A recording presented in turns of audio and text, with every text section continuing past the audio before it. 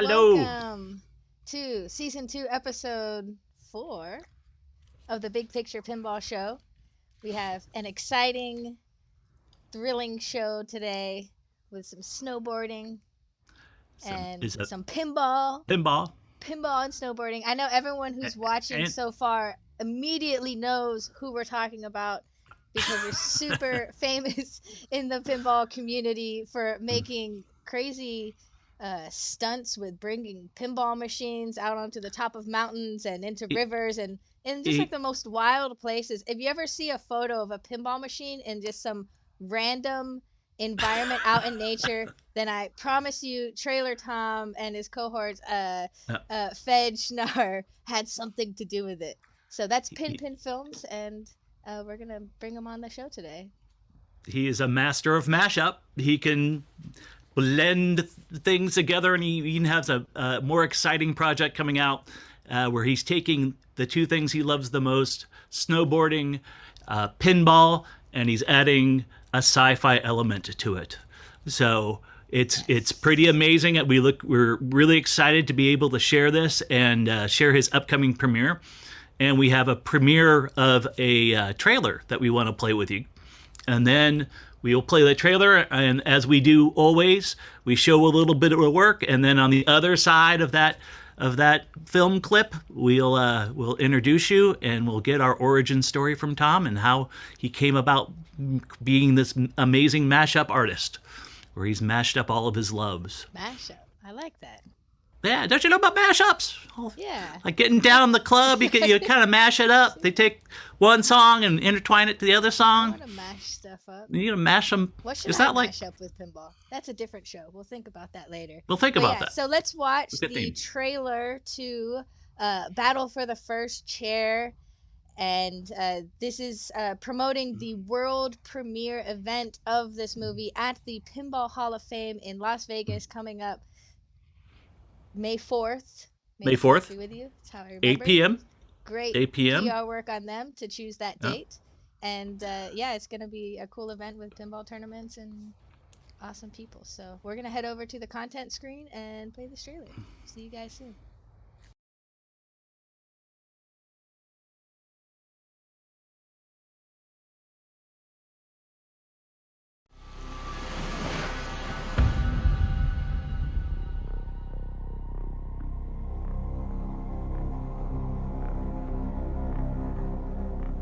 There's no way. They're too old. They don't have enough time. They've been injured too many times. And they don't have enough PinPin because I have most of it.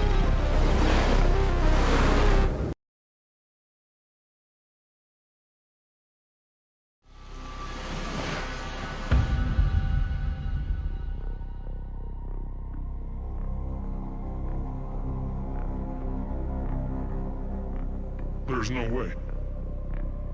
They're too old. They don't have enough time. They've been injured too many times.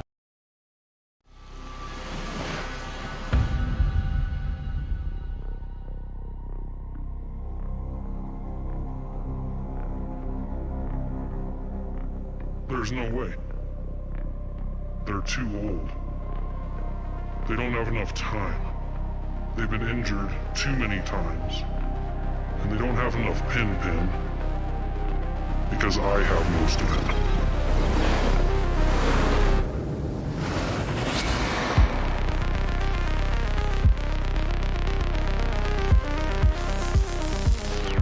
The message you received was from Red Eyes. Red Eyes. Red Eyes.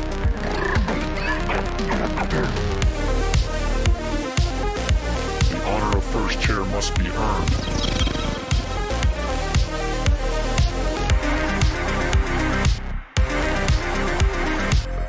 Timer will expire in exactly 5 minutes. If it is not reset, shutdown will begin.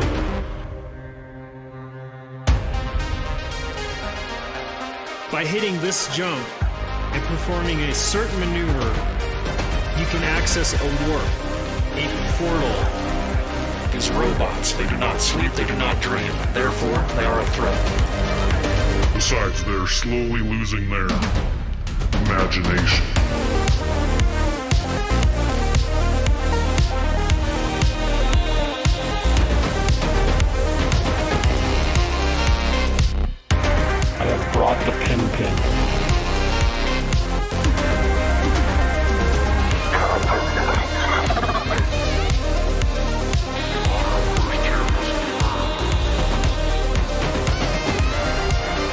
almost there. But as a precaution, evacuate the starship.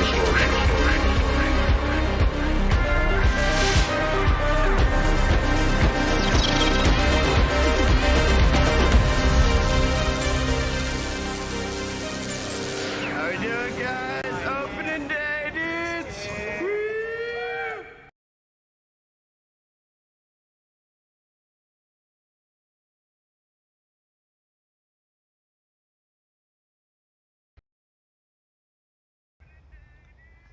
All right, that was so epic. It was so exciting. Sorry it was super zoomed in. I didn't expect the 4K, the awesome 4K footage to come in.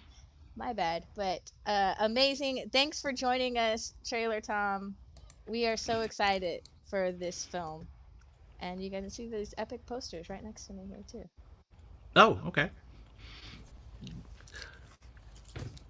So, Trailer Tom, talk to us.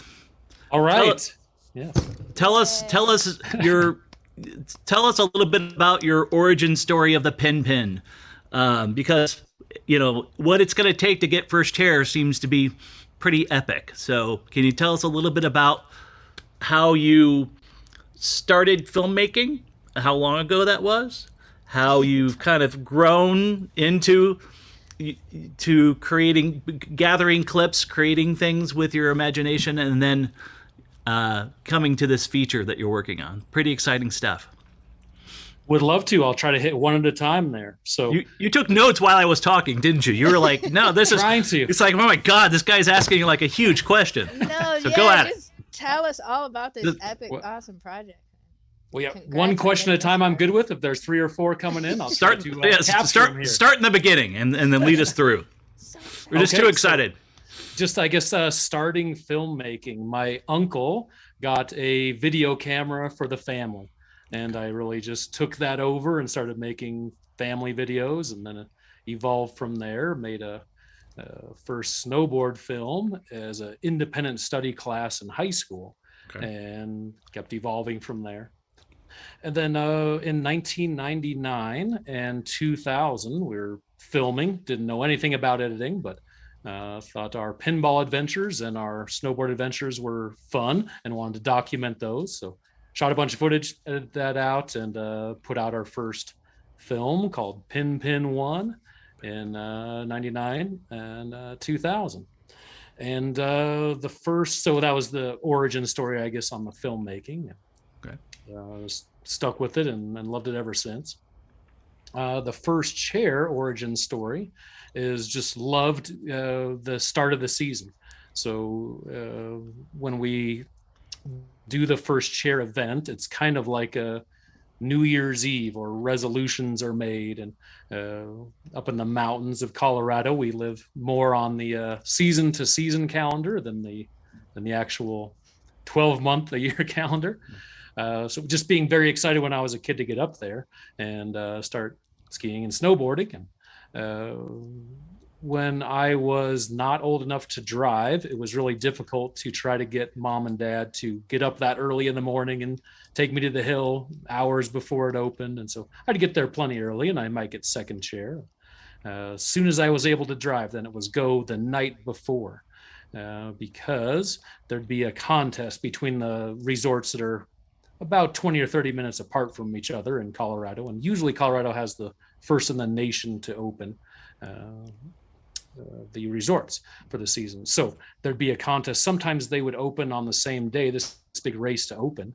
But one resort called Keystone has night skiing available. So Keystone could technically open before the other resorts by opening at 4 a.m. and turn on the lights, and here we go. So you really had to get there the night before, because that opening could be any time after dark. And so we'd gather a lot of friends in the parking lots, and bonfires and big party the night before, and then it would be just hanging out waiting for that rope to drop and get on the chairlift. And so just kept with that, and started doing it year after year. And if we can accomplish it again this season, this would be 30 years in a row of being the first chairlift. 30 years. Yeah. Wow. And how many friends still from when you first started this process? How many of your friends from the beginning. plowed through all the way from the beginning? How many will you see? Okay, only a couple all the way from the beginning that have been sort of the lifers. But as we've done this year after year, we call it the first chair family. We've really grown over the years. And so that's a little origin story on first chair. And then your final question, the starting in the pinball, it was really just going to pinball tournaments and events and filming those, documenting those. And we're just hungry for any kind of pinball content out there. And so we wanted to make something, we wanted to see something ourselves. So that's when we started filming the pinball and editing there. And right at that time when we started, 99 and 2000, that was when Pinball 2000 came out. So it was Revenge for Mars and Phantom Menace. And it was, all right, this is maybe a last chance for pinball here, pinball kind of dying. And we were just so excited and getting into the scene right then. And so I think that's why a lot of people have at least told me that they remember the PinPin Films. We were just so amped up and excited to make pinball content at that time. And it was at a time when pinball really needed that. And, like I said, we'd blend or mix monster mash up the snowboarding and pinball content back then. And so people would come to see the snowboarding, but then they'd be force fed some pinball, or they'd come to see the pinball, be force fed some snowboarding. And eventually we started splitting those up, just making snowboard films primarily, sprinkle in a little pinball on top, or some pinball films more focused with some snowboarding sprinkled on top. But it's interesting when I'm talking to people that are really big into snowboarding, they would say, yeah, Tom, I watched those PinPin films, and I would fast forward to the pinball parts, or the pinball players. Yeah, I'd love those pinball, but I'd fast forward the snowboard part. But then, no. But then, talking to those people later, if they really liked that sport or started to get into that, then it would be the opposite. They'd flip flop. Maybe they are hardcore snowboarders, but now they just watch the pinball. They love that pinball, or the other way around. It's been a neat thing to see evolve. Introducing people to different passions that you have. That's nice. I love snowboarding, both. pinball, filmmaking. Yeah, I love both for sure, and so it's extra exciting for me. So some of the cool things that you'll see in the PinPin films, or I guess just the content that y'all are creating. One, everyone, you can see to my right, right under Trailer Tom. This is PinPin 0. This is one of their first. The first PinPin, it's a compilation of footage that Trailer Tom has captured. He is I'm calling you an official pinball historian, because I think, even yes, scrubbing through this, I'm like, oh, I know that guy. Oh my gosh, you have that guy when he's like 20 years old, and original, stuff like that original. Yeah. Look, there's Fedge on the screen, yay. But you guys do some epic stunts with pinball machines and bringing it into crazy places, and in the trailer you see you guys jumping over I can't even remember what title it was, a pinball machine. Can you tell us a little bit of what that is like, that enduring process of taking pinball machines out into the wild to do crazy stuff with them? Absolutely. Yeah. So jumping over the machines, the couple of titles there were Flash. We've done that with Flash, Terminator 2, an old EM Bon Voyage, pinball machines. If you've moved them, very heavy. Snow is very difficult to walk in, even when you don't have an extra 500 pounds that you're carrying. So got to get creative. But I want to know what's the process. How do you do it? Or is that like trade secrets and you can't or find out what inspired this thing too? It's one thing. I can imagine lifting something really heavy. Yeah. But I want to know what sparked this idea to flip a. Yeah, that's dangerous, and I would think you would be concerned for the game. I know my heart, every time I watch it happen, I'm like, oh, my heart. There's a. Mostly just the back to the Monster Bash mashup you're talking about. How do we combine these things together? very heavy to take on the chairlift. So I've taken just some small little plastic pinball machines up there, or tried to mount skis on the bottom of them, or dismantle them as much as we can and set them up from scratch out in the snow. Just depends on the conditions and the area we're trying to set that up in. Wait, you took a whole pinball machine up on a chair? Just a small mini, those little plastic ones. So T2 is like riding up the slopes. Yeah, already good footage. We could do that with the snowcat. So we've had some opportunities there, but pretty tough on the chairlift. What's gondola maybe? Oh yeah, if it'll fit, right? I guess it could.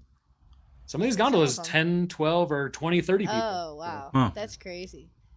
What was the craziest stunt y'all have ever done with pinball? Like with pinball, where you've taken the pinball machine out, and like tell us what the experience was like the most. Okay, yeah. So I've when you move pinballs, sometimes you have a dolly, or sometimes you could use a stool or something that would prop up the bottom of that machine and then put the legs on. So took that same idea, took some stools, mounted those stools onto snowboards. And so having a platform, some like giant skis on each side, and sending that down the mountain. We didn't pull that footage. That's footage that we should have had on this show.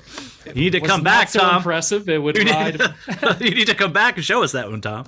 Would love to come back if we can dial it in, but just the balance would really just fall over. So unless I had, so the idea is having some long extension poles with other skis or snowboards way out to the side, so it doesn't get that side to side tip. Forward and back is not bad. Yeah. But still in the works. So still plenty of ideas and new so footage you haven't to done come. this yet? We've done it. Just the footage didn't come out great. I got it. Man. It was a test. How did the pinball machine come out after it went to the bottom of the hill? It survived falling over. Yeah, back glass intact, no problem. Wow. And, so we like to joke those types of adventures. If we sell those on eBay, advertises home use only, gently used. Gently used pinball machine. Yeah, look at the shooter lane. There's hardly any wear on it. Yeah, exactly. Wipe off some of those pine needles and sap, and it'll make it smell good, actually. Yeah, that's right. It's like an air freshener for your pinball machine. Fed said he drug Twilight Zone up to the top of the mountain alone. How do you even do that? Yes, so just if you set your mind to it, you can accomplish many things. But yes, I did have the opportunity. Nice sunny day. There's a really neat road pass called Hoosier Pass, about 45 minutes from the house. Brought that thing up to the top of Hoosier Pass, set it up, and that was quite a solo mission. Wow. That's amazing. So we did get a quick question from Pinball 122 in the chat, saying, for those who hardly ever hit the slopes, what exactly is first chair? So can you just give us a definition of the first chair and why it's so important? So first chairs happen all throughout the season. If it's a powder day, you want to be the first on the chairlift when it opens to get those fresh runs when no one else has tracked it up yet. So that's a big deal all throughout the season, but even a bigger deal when the resorts first open for the season. So you've waited all summer, anticipation of being able to get out there again on the slopes. And I live in Silverthorne, Colorado. I used to live in Breckenridge, but surrounded by lots of ski resorts. And usually those resorts are the first in North America to open. There's a few resorts in Colorado that are a few hours away, and sometimes those will open up. So we race down there to get that first chairlift of the season there. So part of it's just having so much fun, inspired to get out there and be the first on the slopes again. And then bragging rights, I suppose, go along with that. But just we've done it for so long. We have a whole kind of audience that follows that. And we've done so much in the world of snowboarding, competing. I did the pro tour for a few years, filming. but people remember us as the first chair people. So, let the legacy lie where it may. Yeah. So to tell us a little bit about capturing some of this wonderful snowboarding footage that we saw in your trailer. Your pin. Let's tell people too that you can screen your PinPin films on your website. So, and that is your website is pinpinfilms.com, and all of your films have been archived there, and you can see past films. And a lot of those past films, since you've been at it for so long, you'll probably see some people that you may know, and you'll realize how much they've aged over the years because you've been at it for so long. We all age. Yeah, we all age. And then at the same time, this new film has come out, and there's some amazing stunts in this film. I see a person filming with a cell phone, and I'm assuming that person must be you because you are the filmmaker here. And some of those shots are just amazing as you're going through tunnels, even skimming across water. And I'm assuming that you're the guy in the white astronaut suit. Are you actually playing a role in this film? And then is that you and a cohort double in the film? Or is it a stunt double? Yes. There has been some stunt double work, primarily Fej Kanar, that's on the Fejnar, it's on the live stream with us. But a few others have played those characters. Primarily, I was the astronaut figure and the guy that looks like an assassin, or sometimes I get Star Wars or Assassin's Creed or the Burning Man, but a red cloak character named Red Ice. And so you're Red Ice? Wait, you're Red Ice and the astronaut? For most of those shots, but any shots where they're together, the shots where we're together or battling, almost all of those are Fej and I. But there was a few other stunt doubles of people that I could round up. So it's the movie magic part. Do you ever take your masks off, or like it's the character the full time, so it doesn't matter who's playing it, right?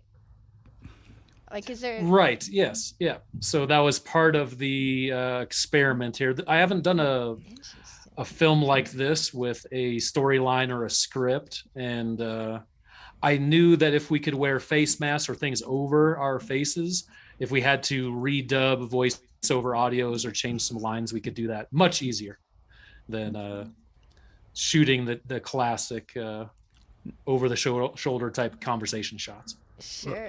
I think that's very awesome. Smart. Yeah. Very, very smart. And then at the same time, too, you've also added animation into this project as well.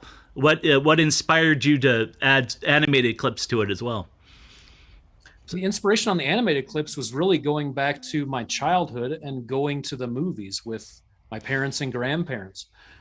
Back then, before the movie started, there might be a lot of movie trailers, but sometimes they'd show a cartoon before.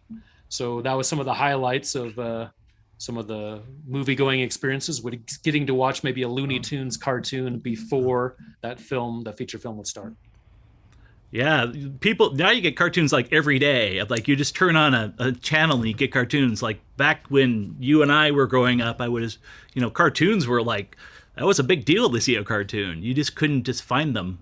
So yeah, in the beginning of movies, maybe Saturday morning for a couple hours. That's about it.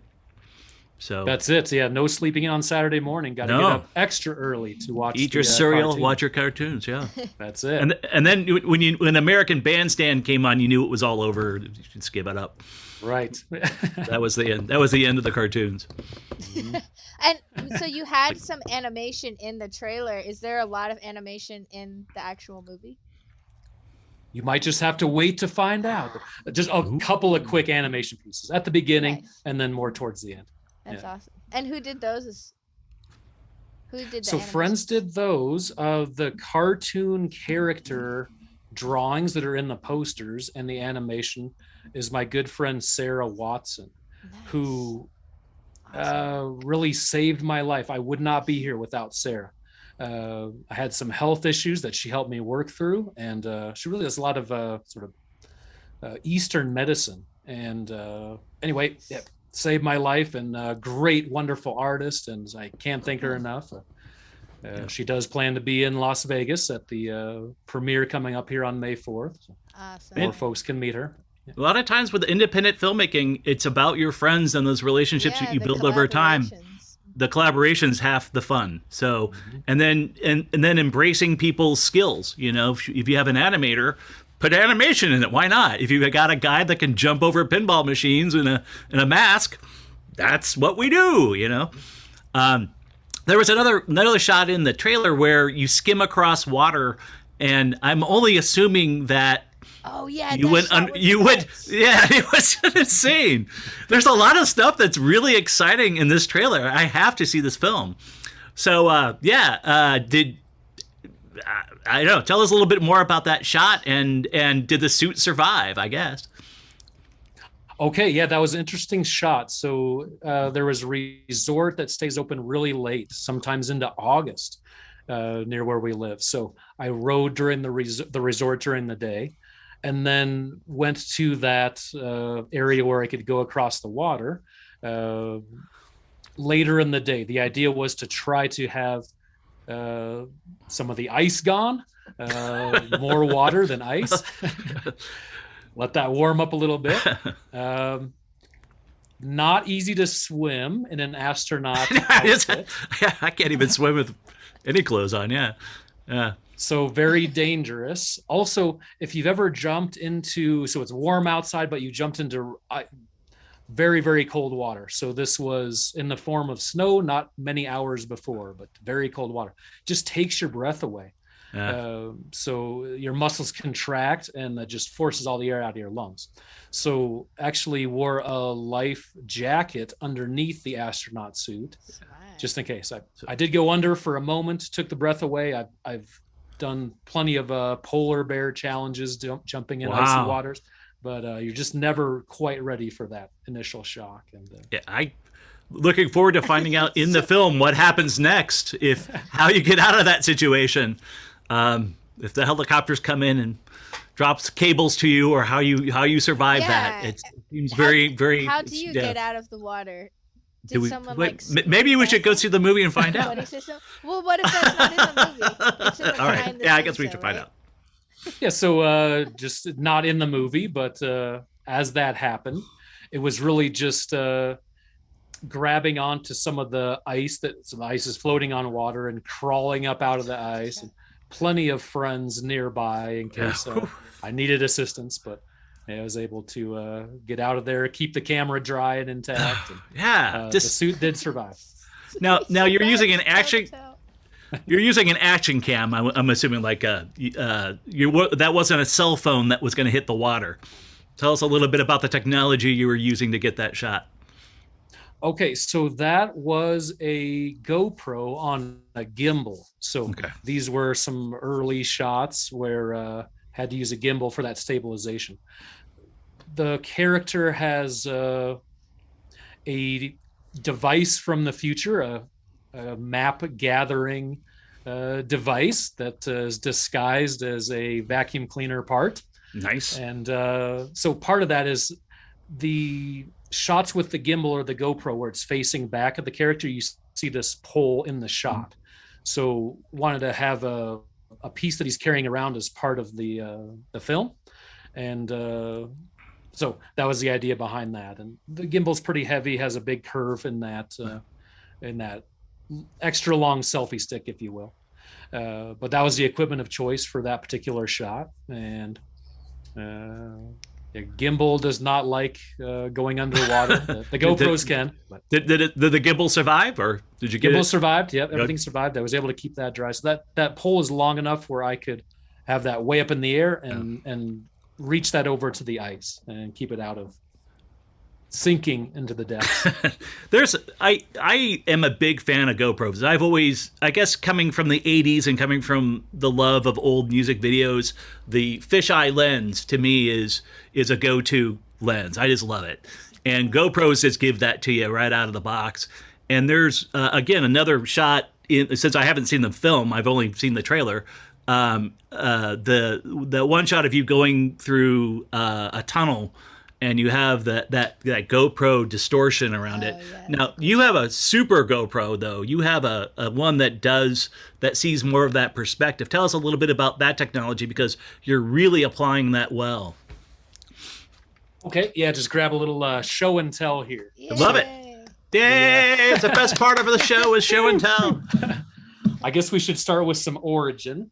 So starting with the old VHS camcorder, Yay! filming on something like this. Yeah. Nice. And this is kind of how I got my start in the snowboard scene. Okay. Because when I was traveling and doing the pro tour, we'd have these big honking cameras. There was no little GoPros. So if you've seen those big TV production type cameras, they weigh hundreds of pounds. So, but I could hold those cameras and go over the jumps or ride through the half pipe. And so the production crews loved that I could do that. And so kind of very early on gimbal or handheld. Now you had some of this work shown too on network television and some other stuff too. I mean, your bio that you sent has a lot of details of a lot of really big organizations, and I'm assuming that footage was given to them or worked with them to get some of those really cool shots. Yeah, combo there. They would just take things that we would shoot and edit those together, or they would go out and have us film exclusively. See, wow. When I was doing the snowboarding, the competing, I was not good enough on the pro scene to podium usually. If I'd had a great day, maybe I could get top 10 if other folks misstepped and crashed. But that's how I was really pushed more into the filmmaking side. I was having much more fun filmmaking and just more success there. So we'd go do our contest runs, but try to do as much filming as we could on the side. And then evolved eventually into the GoPro that most people would see, just the flat screen. This is a little waterproof camera. Mm-hmm. But then a lot of the shots in the movie are with the Hero Max, or these are the 360 cameras. So a camera on one side, a camera on the other. Brilliant. It films on both lenses there. And then you stitch that together in the editing software. So really this captures almost everything. And it's a really easy way to film, because with this, you got to have that frame just right. If something's out of that frame, you miss the shot. Right. But with this in post, you can reframe that shot. So you just wanted a little bit higher, a little bit zoomed out, or just so much easier in post to do that. Better battery life on this bigger. Does it film in a larger format too? Is it like 8K format, and then you can focus in and crop, or how does the technology work, or is it something that's stitched together? This particular one is 5.6K. Okay. So image quality is there, especially if you're just converting to 1080p or something that maybe go on social media. But you can only have so much play in there. You can only zoom in so far before it really starts to distort, because it's such a wide fisheye angle. But lots of play there. And then with the setup like this, if you film with the camera pointed back at you, maybe, then the selfie stick would be in that shot. Sure. But if you line it up just exactly in line, the software actually stitches out this whole pole. It makes this invisible. Huh. And so as soon as this technology came around, I was able to film and create those characters that were holding items like a sword in their hand. Amazing. If you're just riding around filming with this, it looks like you're holding an empty glass or something that you can't see. But when you put this in your hand and that sword, what you see is the sword and not the selfie stick. So you took the limitations of the technology and then wrote that into your screenplay. So that was it. Yep. Yeah. Brilliant. Wow. Brilliant. That's brilliant. For some of the shots in the teaser, drone. This is a Skydio 2 drone. It has one camera in the front, and this is what actually captures that 4K footage. All these other little cameras, if you can see them on there, but those are all obstacle avoidance cameras. So this helps navigate through trees or. So does it actually track you as you in the camera itself? So you don't necessarily have to have the remote with you. Does it track you as you ski? This particular one does. Yes. So this one with the app on iPhone, you can track that. But the one I selected this one because it does have a beacon, And so throw that beacon in the pocket. You can actually fly the aircraft with the beacon. And if you have the combination of the beacon and the phone, it does even better tracking. And it's not perfect, but it's pretty beautiful nice though to solo. And it follows you through trees and stuff. It does. It doesn't do great through trees, but if you can have some areas for that to slide through, it does its best to steer around, get through those trees. I love it. Dang, what was it called again? I want to look it up. This is a Skydio 2 drone. Skydio? Mm-hmm. Most of the new drones have tracking technology. Yeah. But when you're snowboarding, really difficult because you have a big drop in altitude. If you're on a flat plane, bike riding around, or filming at a pinball show, no problem tracking around there. But those drastic changes in altitude is what's tough. Do drones, when you get up that high too, do they have a harder time flying? Is their fly time less because the air is less dense, or I'm not sure about air quality. But I can only imagine if it's going up higher, the air would be less and it would be harder for the drone to keep up. Oh yeah. It is, yeah. If you talk to helicopter pilots, a whole different ball game flying at sea level than flying where we're snowboarding, which is 11,000, 12,000, even 13,000 feet in elevation.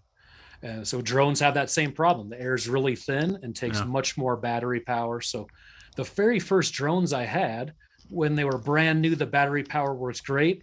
It was okay, but I thought I was just a terrible drone pilot because I was pretty good at video games and similar pinball, some hand-eye coordination. But I just stunk at flying those first drones.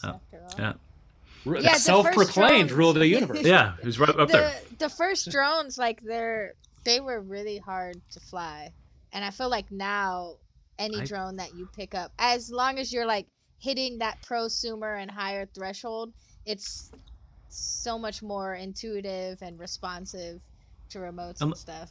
Unless you're like me and you are so interested in the shot that you crash into a tree, which is what I did for my first. That's why you have a spotter, James. I'm sorry, I was taking a nap. Yeah, she was taking a nap, and I had the sun perfect, and I was just like, she was crashed out. I'm just gonna do it myself, and I crashed it into a tree. First time I had it out.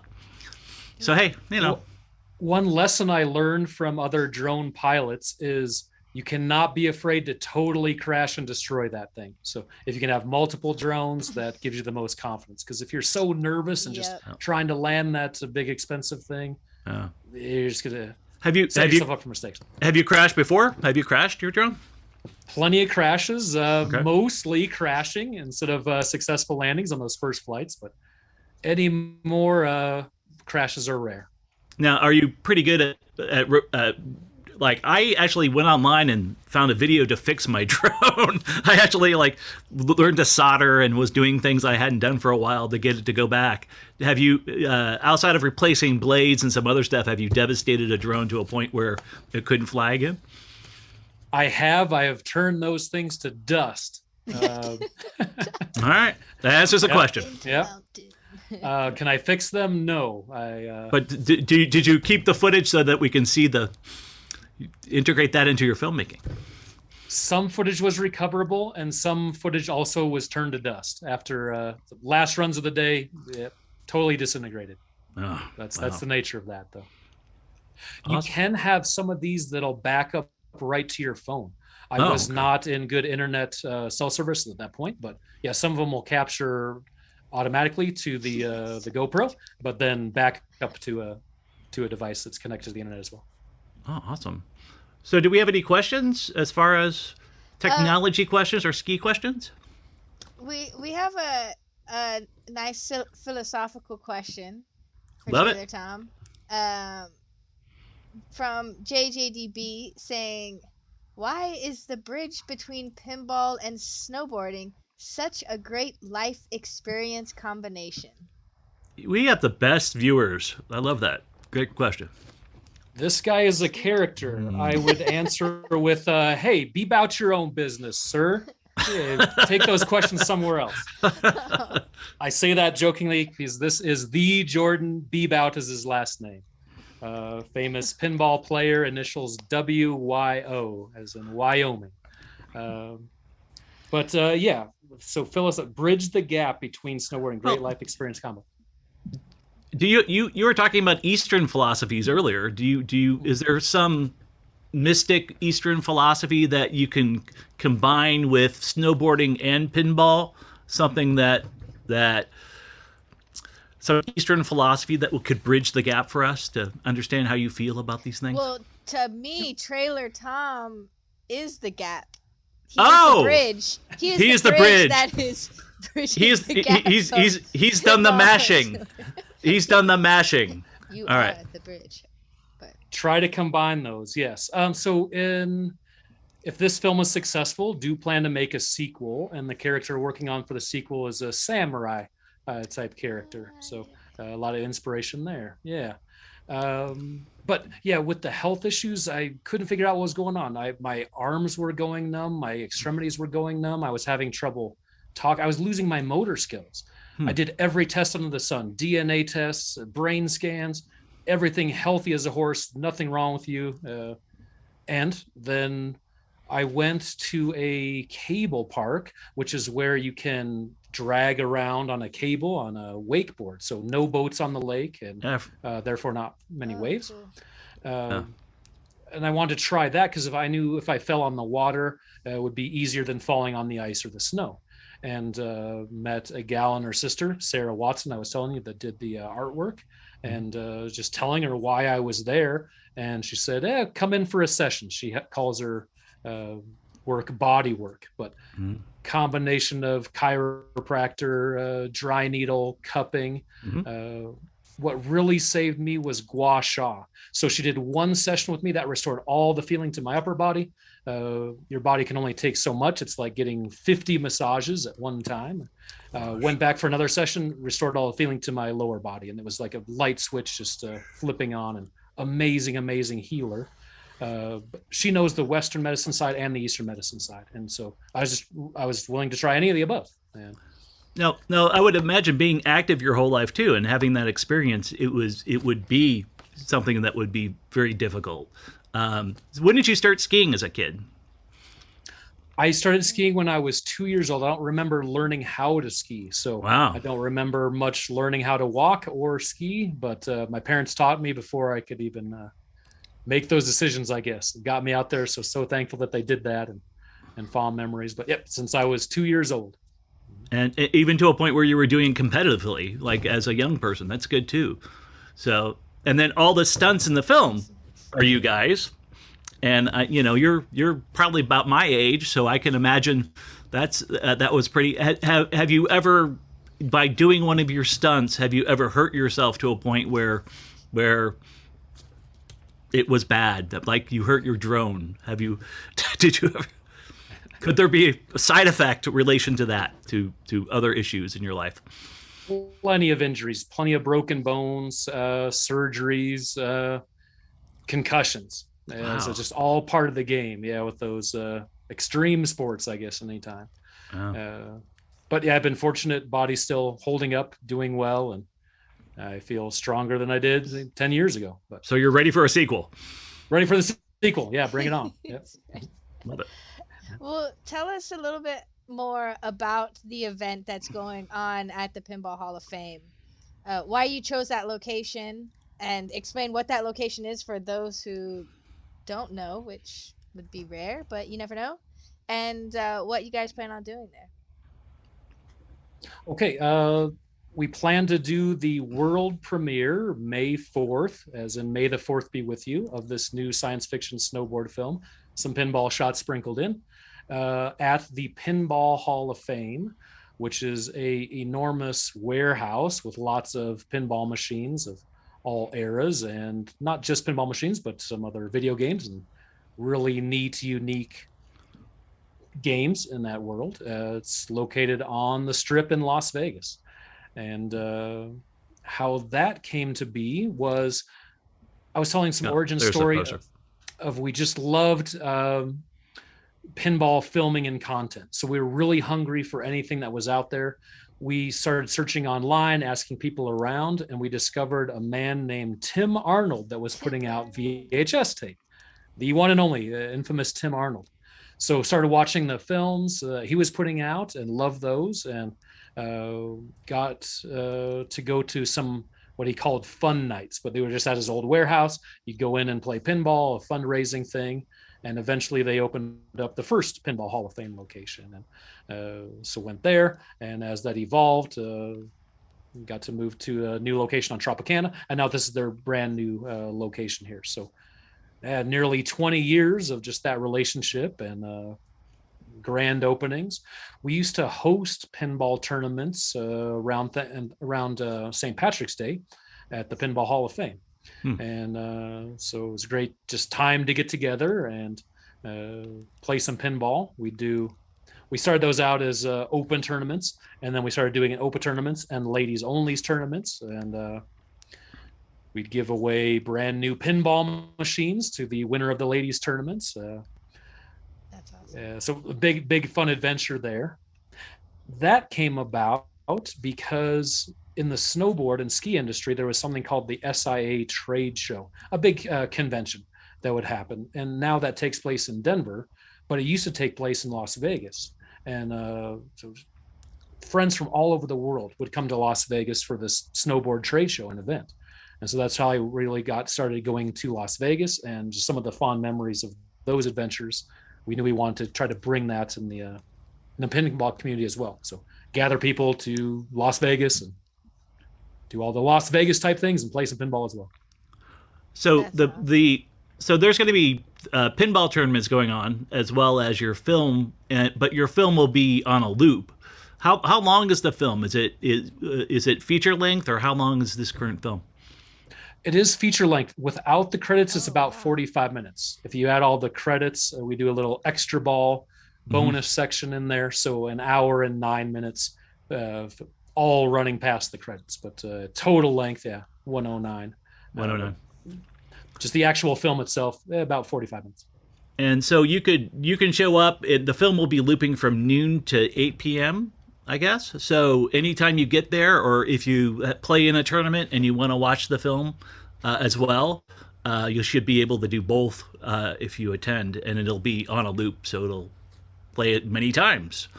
And then at the same time, if they want to watch the film and they can't make it to Vegas, which I won't be able to make it to Vegas, but I'd like to have gone, we can get it on your website. When will it be available on your website to stream? We do plan to also launch that on May 4th on the website. So PinPin Films, you can see the older films on there right now, pinpinfilms.com. And then it is all loaded up there, ready to go. And I just need to flip the switch of private over to public. Sure. So plan to do that on May 4th. So technology pending, it'll be available then.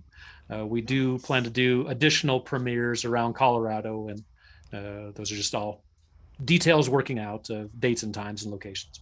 Are you going to be presenting anytime at any pinball shows coming up as well, or should we see you? Would love to. I've done some film festivals at the shows that Bowen would do. So California Extreme, they do some pinball filmmaking extravaganzas. Haven't done so since, but I would love to do that.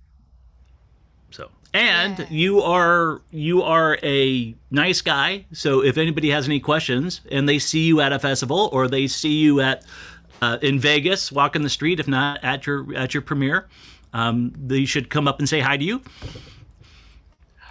Sure. I you signed you all fooled. You signed autographs though. That's all I'm asking.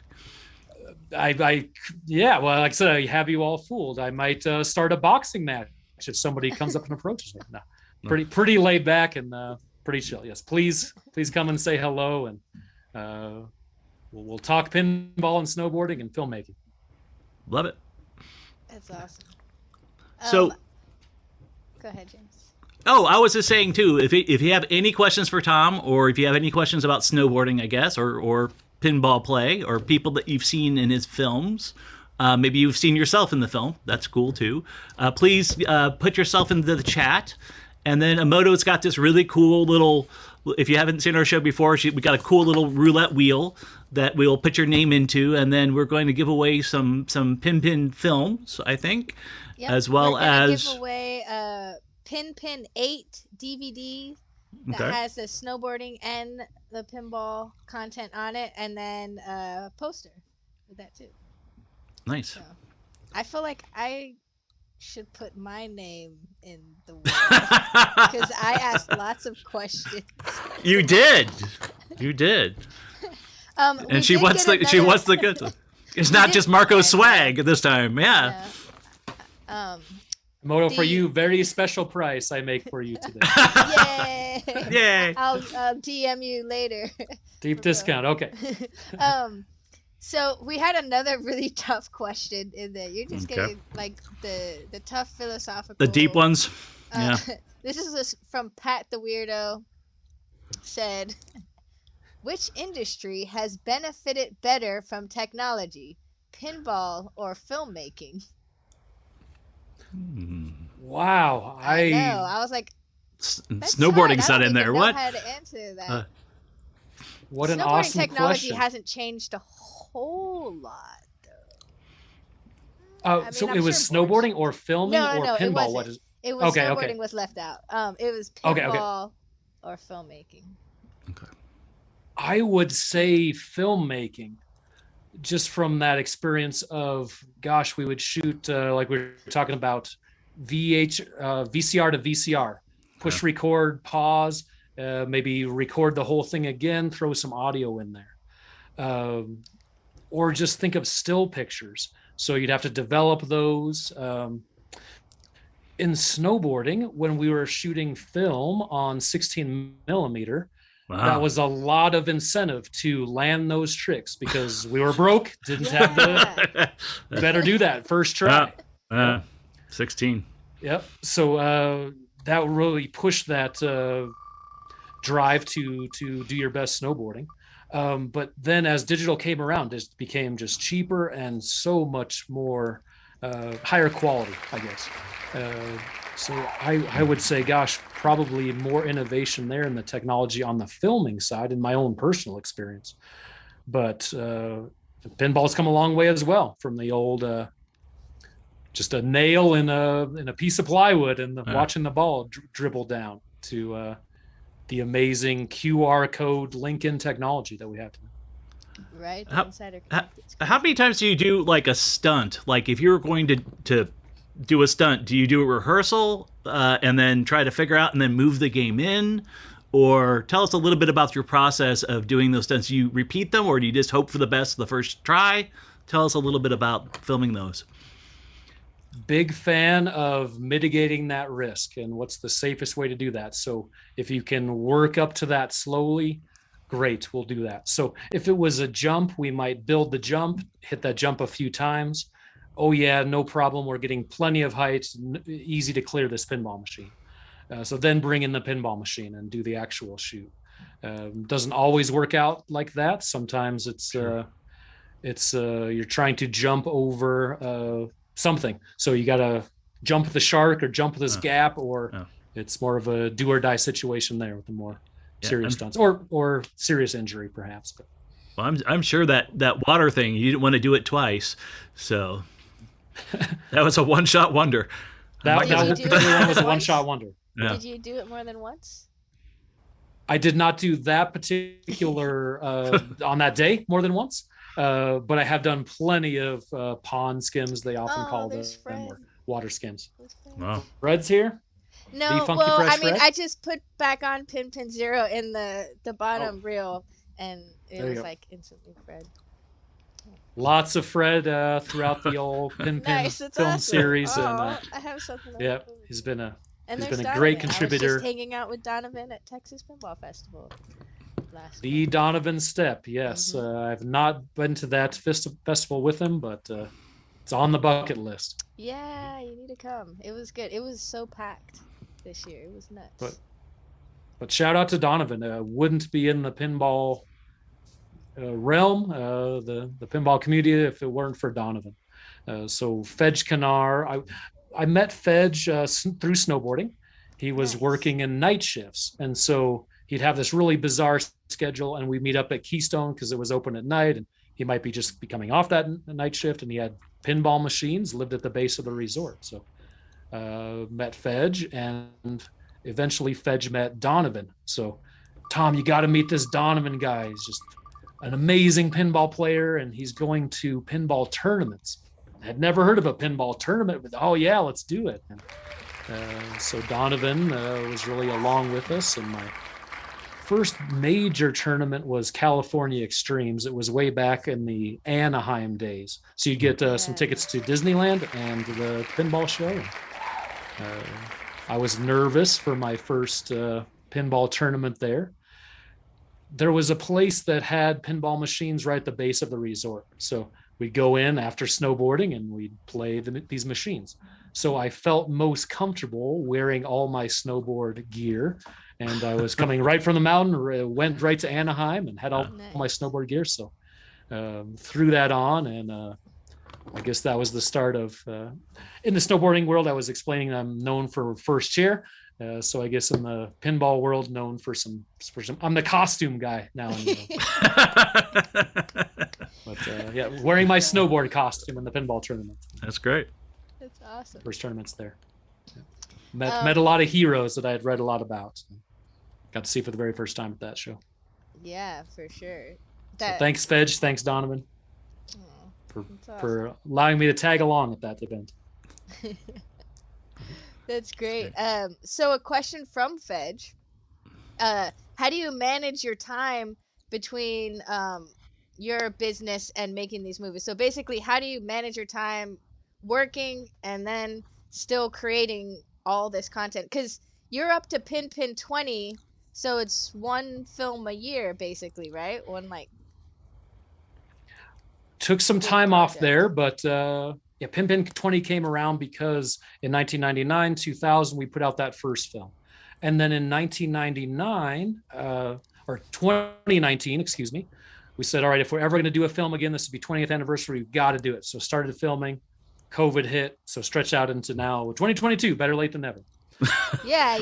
I think we all feel that way. Years of COVID don't count in my yeah, mind. they're not. Yeah, it just hit. So weird warp of time there. But as you guys know, if you're writing a screenplay or making a film or writing a book, nobody has time to do that. So you have to make time to do that.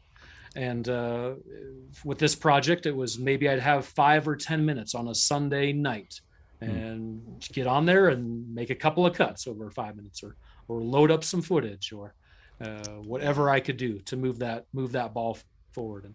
And a lot of holidays spent on the editing boards or getting out there and film.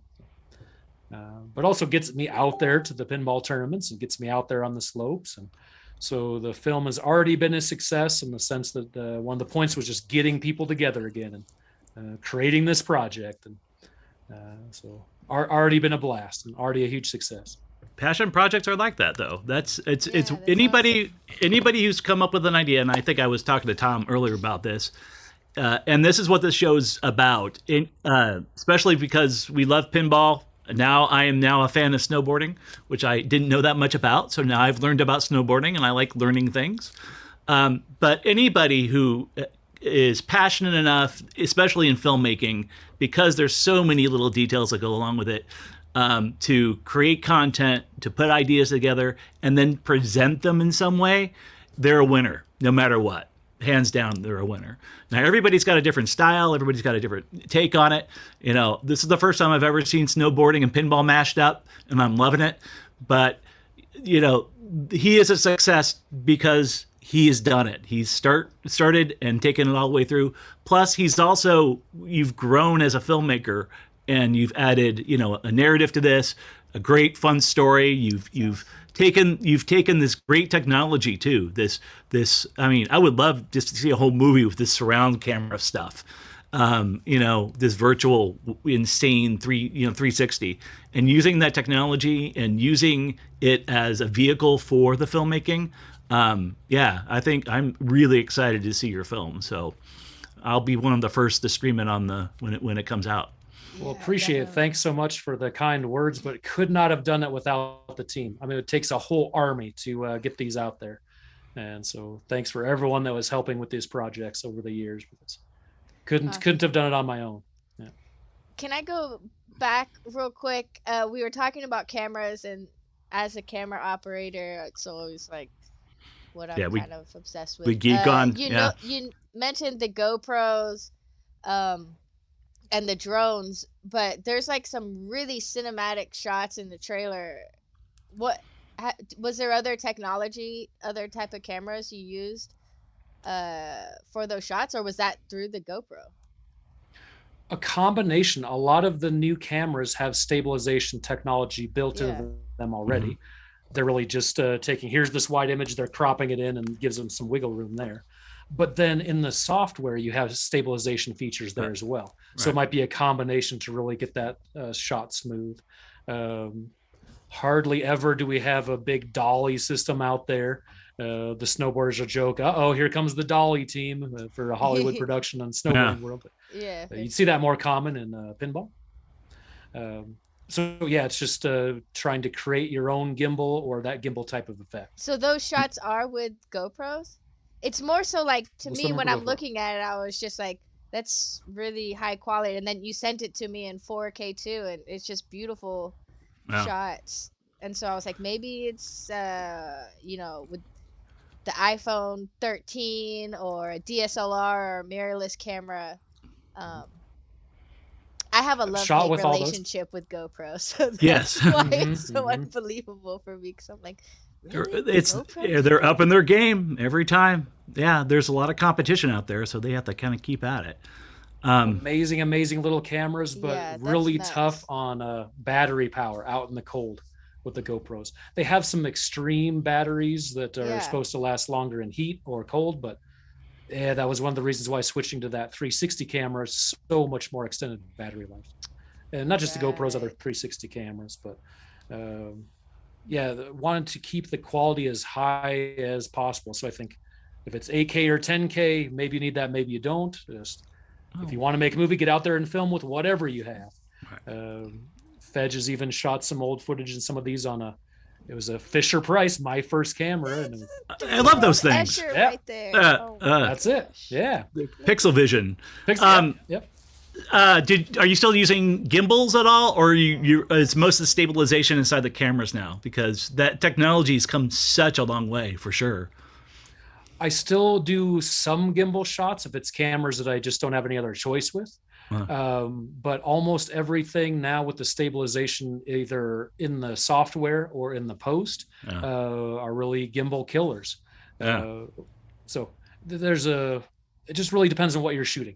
Maybe the gimbal is the best route to go there, but a lot of times we're just filming on the fly, so you don't want to be hauling a big gimbal around in the extreme backcountry there. Just one more heavy thing to lift around, it's like carrying a big tripod on to ski would not be fun. Right. So, right. Dang. Understood. It's amazing technology, and you've really applied it. So very, very exciting. We talked a little bit about the story that you've written around these different stunts and these different things you've created. And you've talked about there being another film coming up. Would this be a continuation of the same characters within the same canon of filmmaking, or is it a sequel, a prequel, a story of the youth of the astronaut's son that comes in and helps out? Tell us a little bit about your sequel and what you have planned for us next. Okay, so it would definitely be a sequel, and involving some of the same characters if people like these characters, but just very early on in the brainstorm stage right now, so we can go any direction, and looking for input there and what people would like to see. This was my first attempt at a narrative type snowboard pinball film, and so I wrote a script and had dialogue and a whole storyline written out, and like most things you do for the first time, it's pretty terrible. And so as long as you get it done, it's awesome. Yeah. But I did. So I had this outline of the film and did some test screenings with close friends, and really just didn't tell them hardly anything about it. But what characters did you like? What characters did you not like? Do you like this scene or that scene, or what you're most interested in? And so my original story really just hit the round file, because everyone wanted to see the battle, the conflict, what's happening with the first ship. So the love story got cut. We kept the battle. Yeah. And so it just really evolved over time. A lot of the filming we didn't have the storyline in place, so knew basically what we wanted, but get up there and work with the environment, work with the lighting, and see what you can gather. So some of it was integrated. Your story was driven by the footage, and then other parts you went out and you filmed, set up stunts, did all kinds of other stuff. So in the James Bond films, they up the game every time. So instead of jumping over like one pinball machine, in the sequel you've got to jump over like at least 2 pinball machines, right? So at least, yeah. Keep that going. And a but bus. At some point, where does it get ridiculous? So. Maybe like after 20. Yeah, 20 pinball games. Minimum. They just animate it. Just do it in post. Fix it in post. Well, so it's a pinball discussion of how far can that technology be pushed, and in the snowboard community as well, how far can those stunts be pushed, and shout out to everyone that does all those pieces, because we need, I think, all of those parts in the pinball community and the snowboard community. So you'll have somebody that is the classics specialist, or someone that brand new Stearns is their go-to machine, and you'll see that in snowboarding as well. So you have people that are the best racers, or if you look at the Olympics, you'll have freestyle specialists, or snowboard cross specialists, or people that just film in pinball or just film in snowboarding. And I like all that. I think it's all awesome. My favorite snowboarding contests were what they call slope style. So it'd be a combination of maybe some rails and some half pipe and some jumps. I think that brings out the more well-rounded snowboarders. My favorite types of tournaments, one reason why we selected the Pinball Hall of Fame, because you have such a big variety of games in there. You might have the newest of the new, you have some of the oldest or classics, one-of-a-kind type machines. And so I like that format of trying to bring out the best players that could do all of those types of roll into a location that no one's ever played this old beat up machine, and who can get the high score on that. I love it. What was, if you do a lot of your own stunts, or you have done your own stunts, can you tell us one of the scariest, largest stunts that you did? Scariest, largest stunt was by far in PinPin 3 on the snowboard film, which was, we call it the roadkill stunt. But it was a ramp on the front of an old beat up Subaru. Wow. I didn't actually do the stunt. It was my buddy's idea, so let him actually do the snowboarding. But standing in the middle of a road with your snowboard, and then the car driving at you, and then hitting the ramp and launching up over the board, over the car.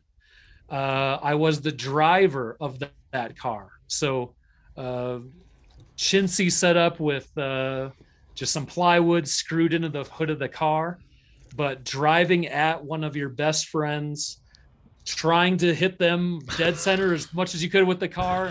Pretty strange.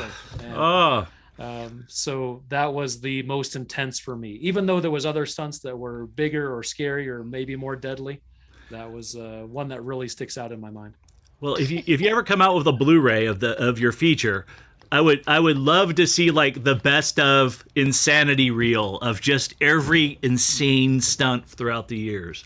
I'll be looking for that. We that need would an just insanity reel, and then we need another reel that's all the snowboard pinball stunts put together in just one compilation. That would sell. I agree. Love it. I have some of those. Not particularly. No, tried to spread out those all throughout the films.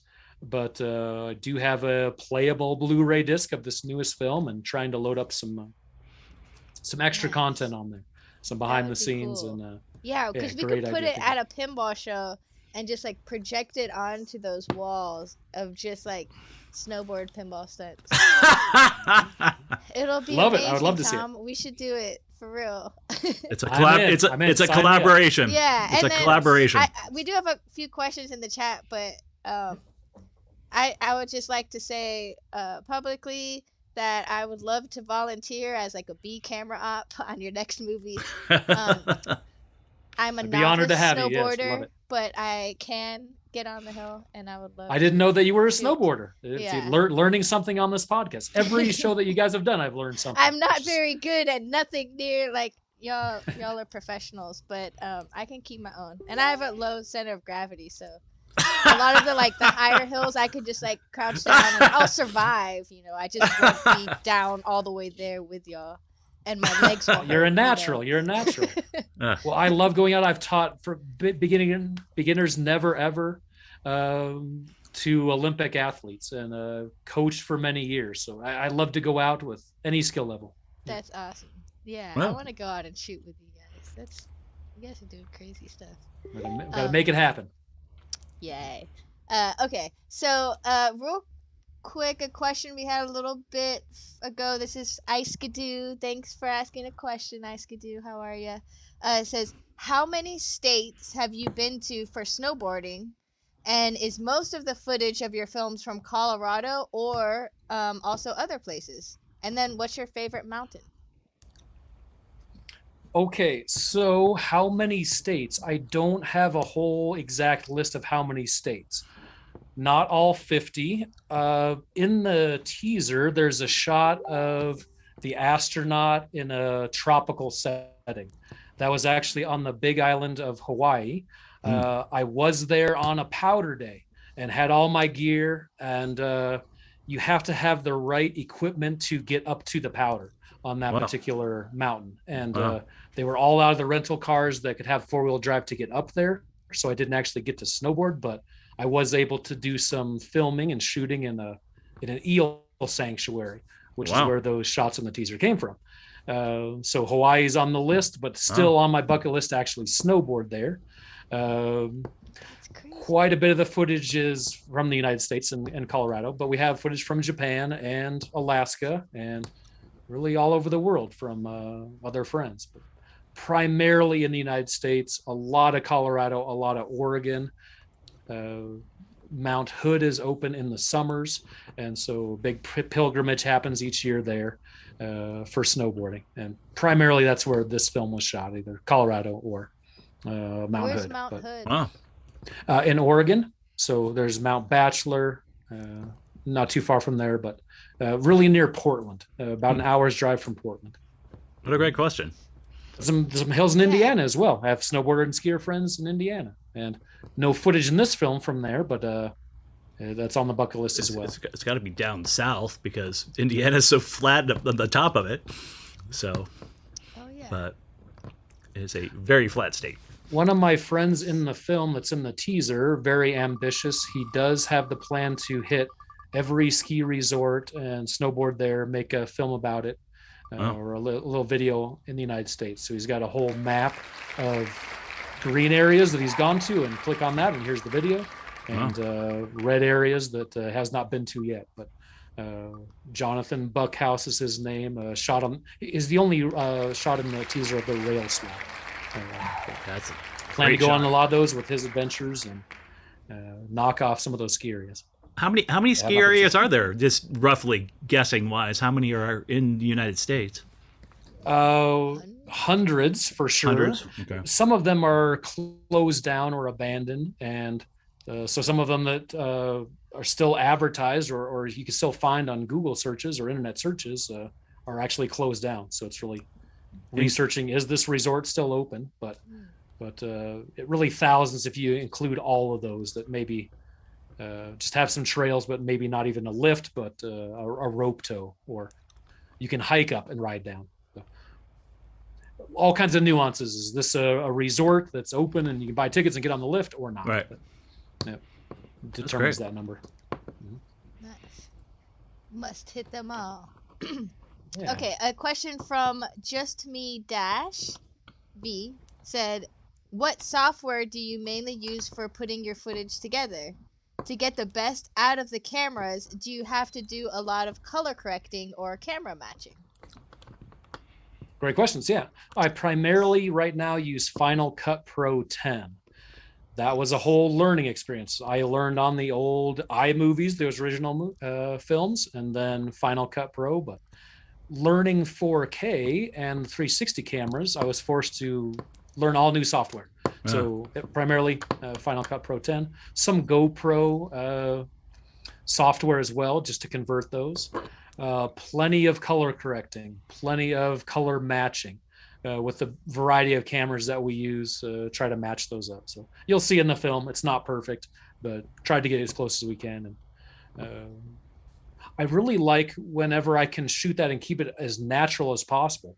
So some of those cinematic shots at the beginning with open powder fields, those are really just straight off the camera, shooting in the golden hour, early morning, and tried not to tweak those hardly at all. That old golden hour. Gotta love your golden hour. Or two. There's two. There's the morning and the evening. Plenty of evening shots in there, but that's back to finding the time. So early morning or late in the evening, trying to catch those. Do you ever use any like software to determine when you're going to take your shots, as far as thinking that the light's going to be really beautiful at this time, but the mountain's facing the wrong direction, so we're going to get this shot in the morning versus the evening? Is there any? There's Google does some pretty amazing things when you map out, times of day to film. And I was wondering if you embrace any of that technology. Not so much. Plenty of my photographer friends do, so I know about it. But the joke where we live is, if you don't like the weather, wait 20 minutes. Over the weekend, we had a blizzard. We'd have shorts, t-shirt weather. So it can be sunny and warm and big temperature swings, 50 or 60 degree temperature swings. Wow. And clouds can form so fast. So it's really difficult. Just keep shooting and you'll get something, huh? Yep. You try to get out there. We call them bluebird days, and when we're snowboarding, but nice and sunny, no clouds around, and those can be rare. So you really just got to go out there. I like to film in all conditions. So sometimes the really blizzard dark shots are something that you could use for some portion of the film and change that up. But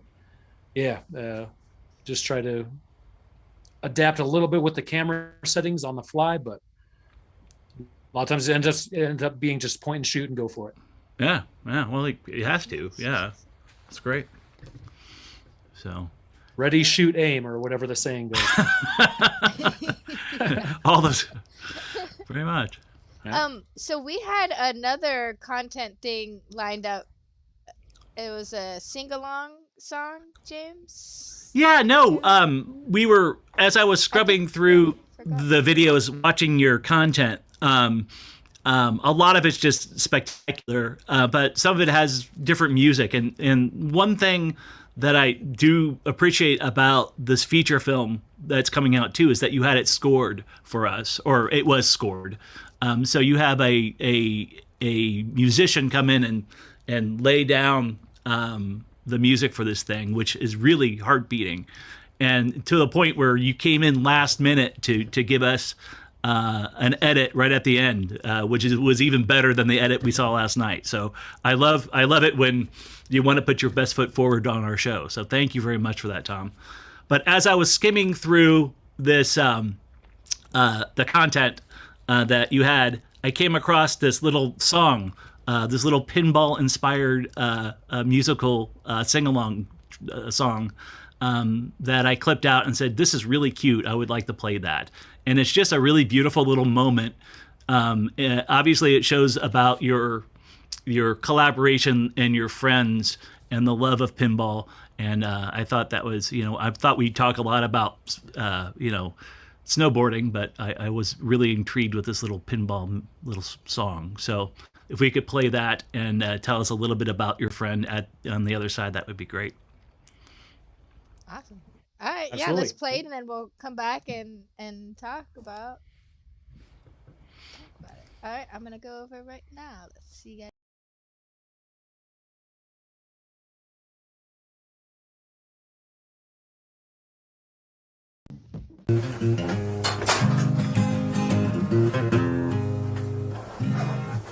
Nice have a clean cut.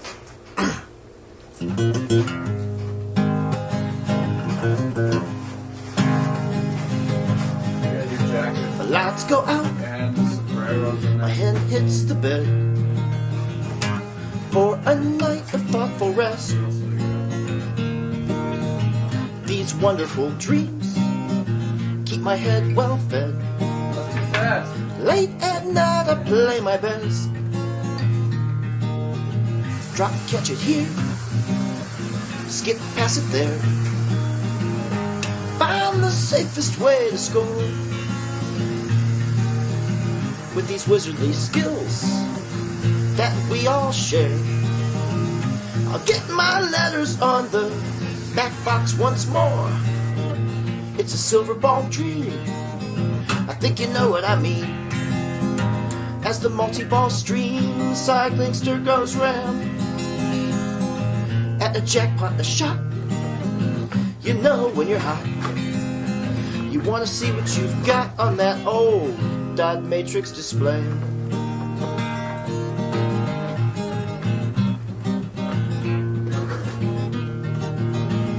The spring of a plunger, the pop of the jets, a post-it that smacks the glass.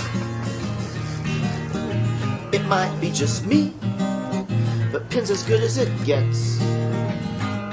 I love a perfect dead pass. Bang it back here, death save it there. I love the crack of a replay. Wicked shimmy the outlays, slap save by a hair. Be the wizard of the day. It's a silver ball dream, I think you know what I mean. As the multi-ball stream cycling race, at a jackpot a shot, you know when you're hot. You wanna see what you've got on that old dot matrix display.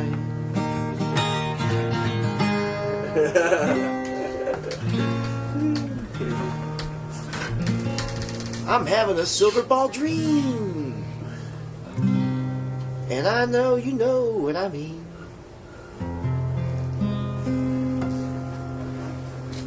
Did you have a silver ball dream last night?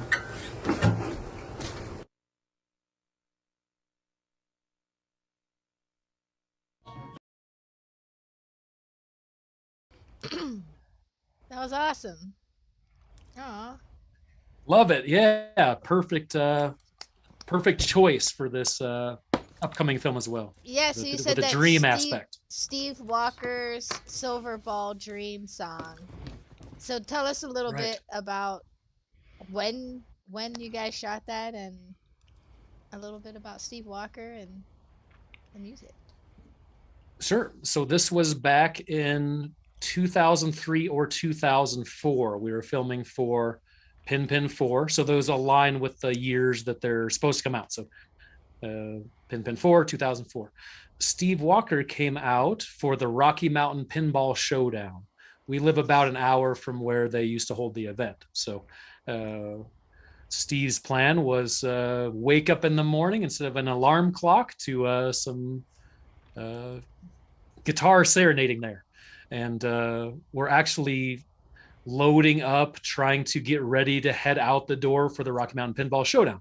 And so you'll hear Fedge in the background laughing, or the door swinging open and closes, loading up equipment into the vehicle to head down to the showdown. But yeah, that's the story behind when that was shot. And yeah, Steve Walker has a whole album, Silver Ball Dream album. We've used a lot of those tracks in the Pinball Films. This was a live piece that we tried to do. It was one of my first attempts at closed captioning, I guess, or it worked well. Don't know if I nailed all the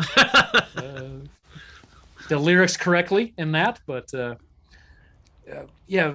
So the dream aspect in pinball, one of our favorite questions to ask people as we're doing interviews is, if you've had dreams about pinball while you're sleeping, tell us about that experience. And this project, for years, I would ask people as I was snowboarding, have you had a dream about skiing or snowboarding? And if so, describe that dream. And so there's a lot of dream elements in there. And actually a lot of the dialogue on the new film is dialogue that I would say while I'm sleeping. So how do I know that I said that? Just friends or relationship partners that would say, this is what you said in your dream.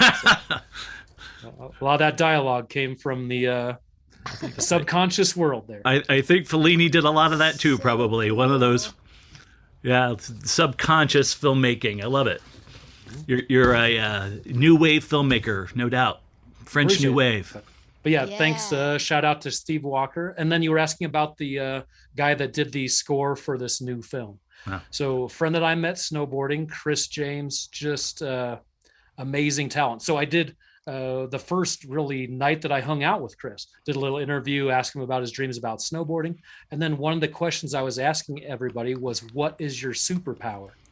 And he fired off right away. My superpower is being able to create these custom audio pieces of music and do so really quickly. Huh. So we got you guys one version of the teaser last night late, and this morning, here's this whole new creation.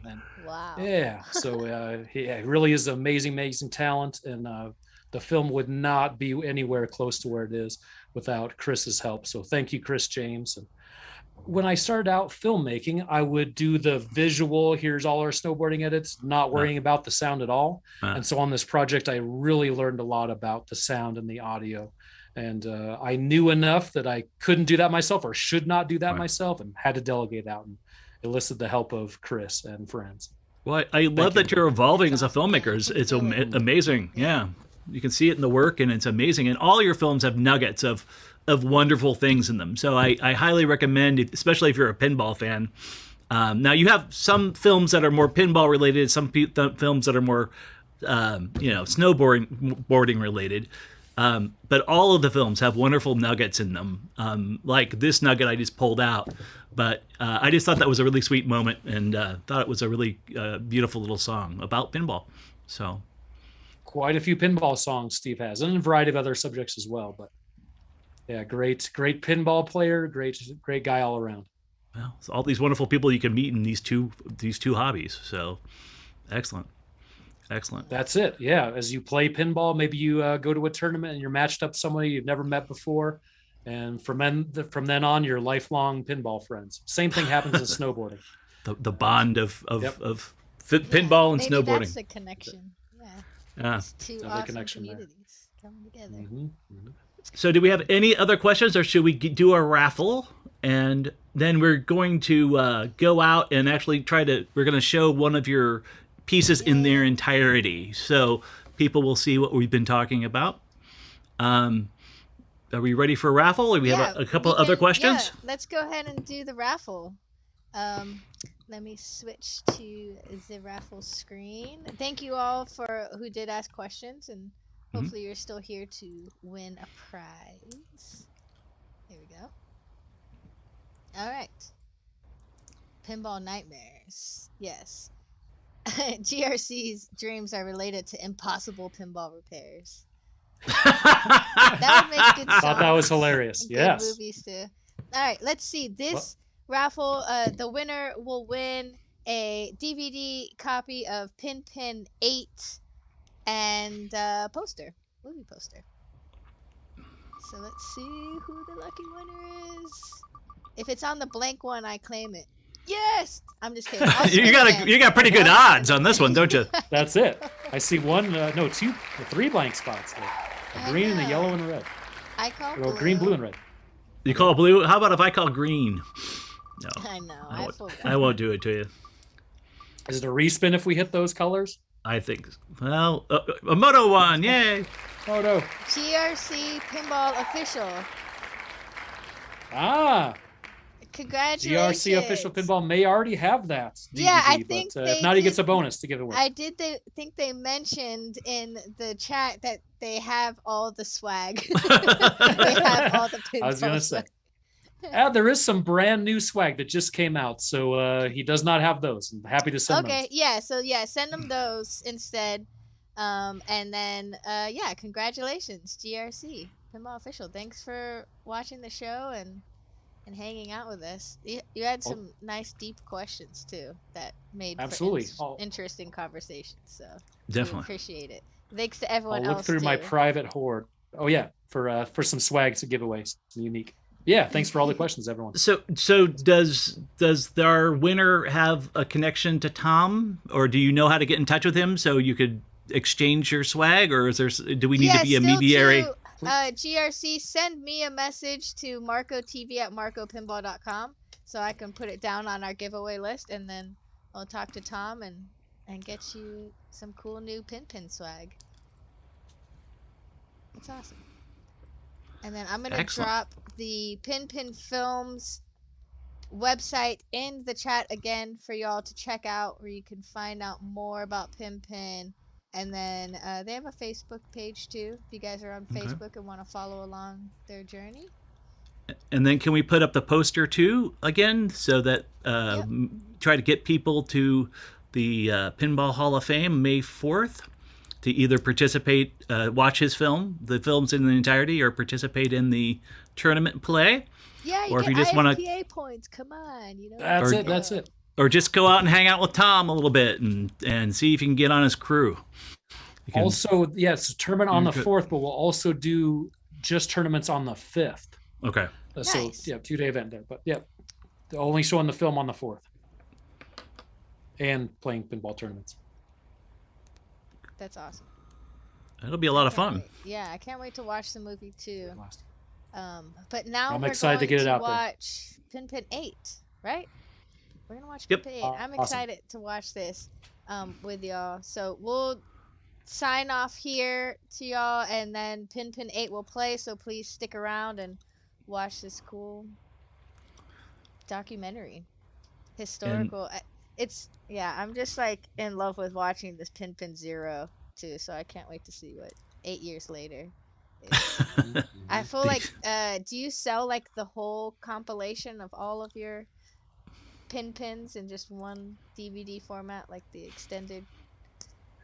Used to. Now trying to get out those. You pay for those by submitting to your email to the newsletter. So don't have time to spam the crap out of you. There's some automated emails. Sign up there and access the films that way.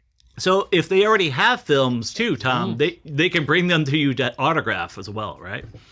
Please do. Yeah, be honored to do that. And I want to do that. Yeah. The wonderful thing about physical media is that you can actually have the filmmaker sign it versus versus like take it off stream it somewhere. And we get the collector portion of that. So limited runs of all those films. So there were some films, distribution companies, maybe 5,000 or 10,000 at the most, but most of those are runs of 1,000 to 5,000. So not that many out there. And you have some new posters and some other swag for the new product too. They can also probably have room to have your signature on it, not just the DVDs. Right. Nice. Yep. We're on the way. So to end with the last question, Tom, what other shows are you going to this year? Like, where can we see you in public besides the Pinball Hall of Fame on the 4th? Okay, I'd like to do the Dory Hill event here in Colorado. I've not been able to do that. I've signed up many times and just the timing didn't work out. Me too. I will try to do Pinball Expo in Chicago.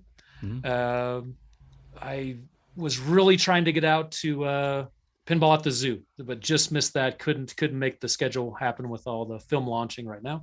So Pinball Expo, Rocky Mountain Pinball Showdown, whatever else I can squeeze in. Nice. Very cool. Well, excellent. Well, thank you very much, Tom, for putting up with us and taking all of our questions. You're very kind to show up. Tom was also kind enough to kind of help us out last minute when we were scrambling for a show. So, Tom, you've been very kind, as well as you've had amazing follow through, and that's what we love. So, thank you so much for hanging out, man.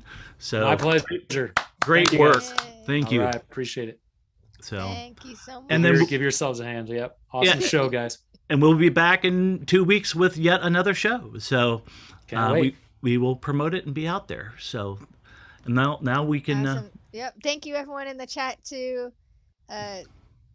Cowboy Scott and Pat the Weirdo and Fedge hanging out with us the whole time. And GRC. That's it. GRC. Everyone. Jordan. Yeah, Graham, Saiskadoo. Y'all are awesome. Much appreciated. Thanks, James. Thanks, Emoto. So Okay. everyone watching, don't leave because we're gonna watch PinPin 8 now, and we'll see you in the chat. I'll hang out, type in the chat. Enjoy. Alrighty, let's do it.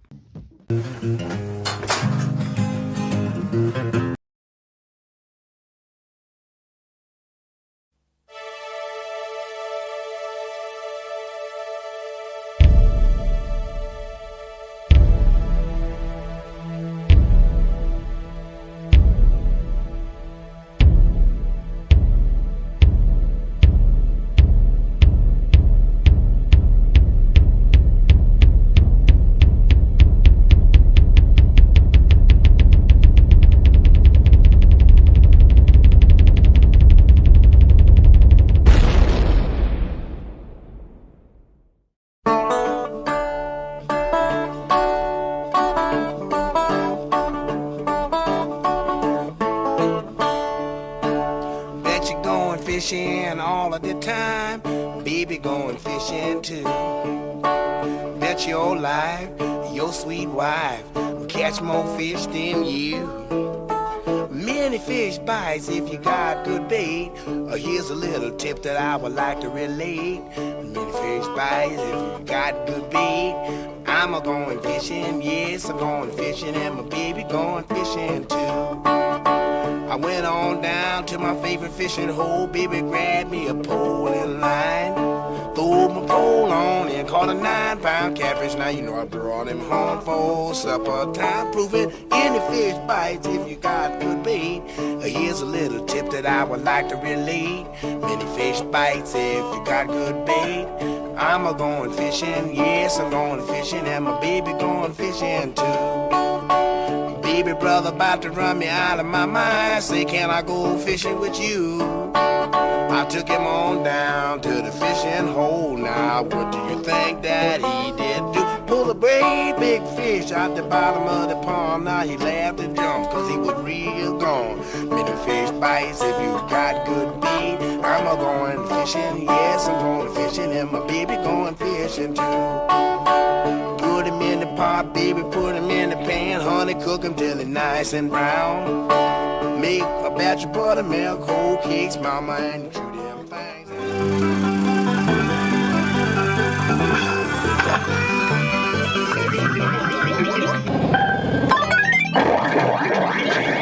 Den Flipper mit Skriggenschlangen Klausen transporten. Mögen die Lickenslausen auf Dieselgagger. German Transporten Klagen.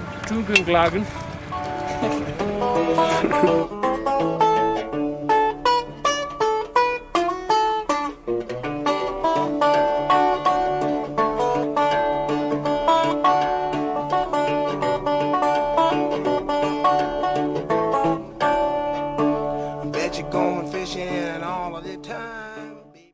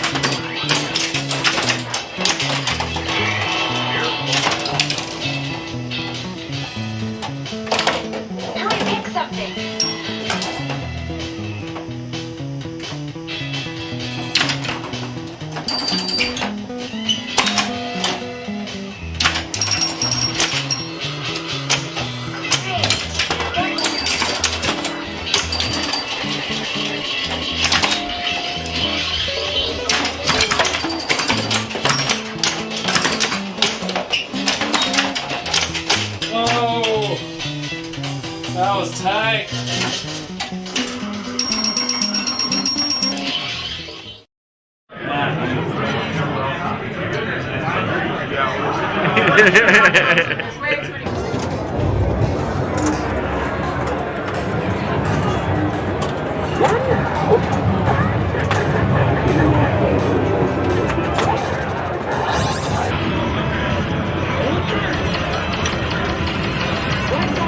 Hey, I'll take it. Not what I wanted, but go in there.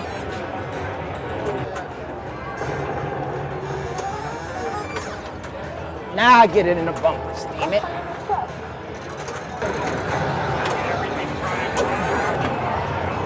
Thank you.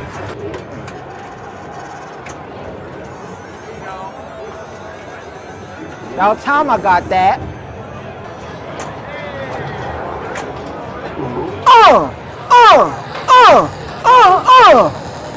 Why? Hey, I got robbed of that pot.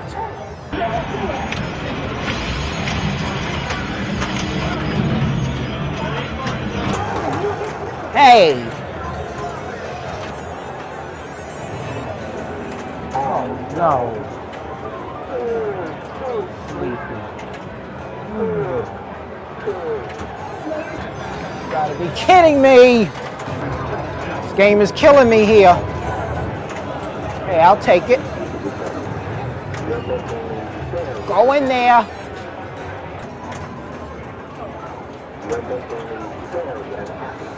Hey.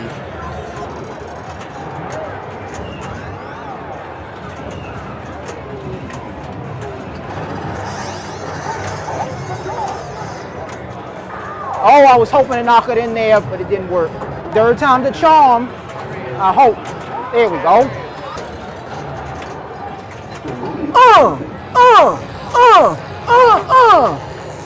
Wow. Now I gotta start Super Frenzy on top of this. Oh, had a nice setup. Oh, that came back here, okay. No. Now I gotta start multi-ball. Yes, I want it. No. Sleepy.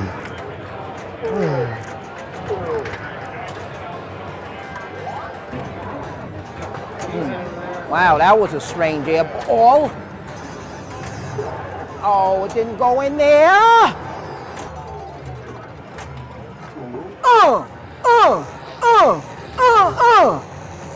Why? See what the final score is. What did I get?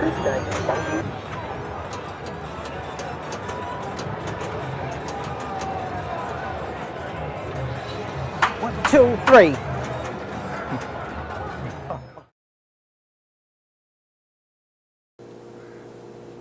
My name is Fedge Kanar, and I've been going to pinball tournaments since 1998.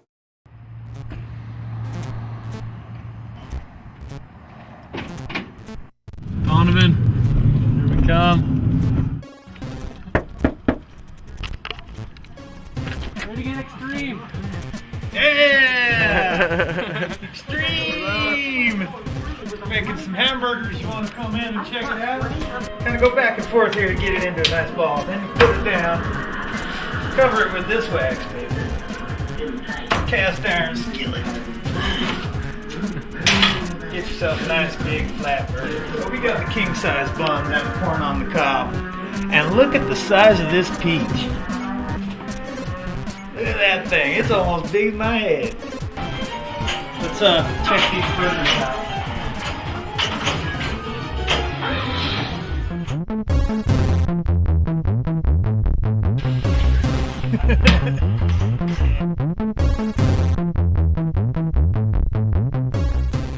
Check out, it says it too. Fuck you!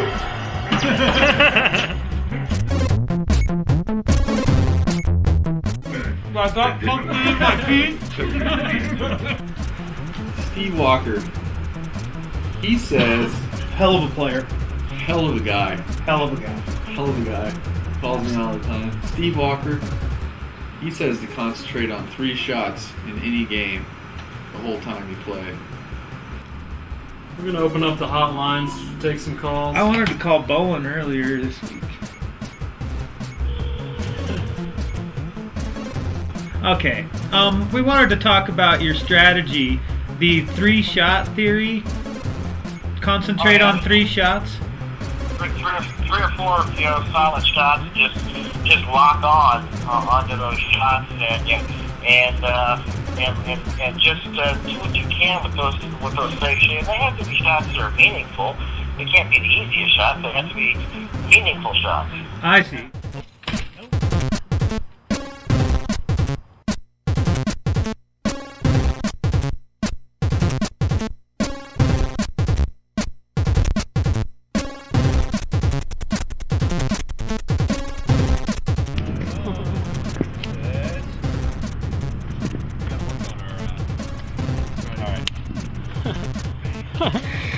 How you doing, Adam?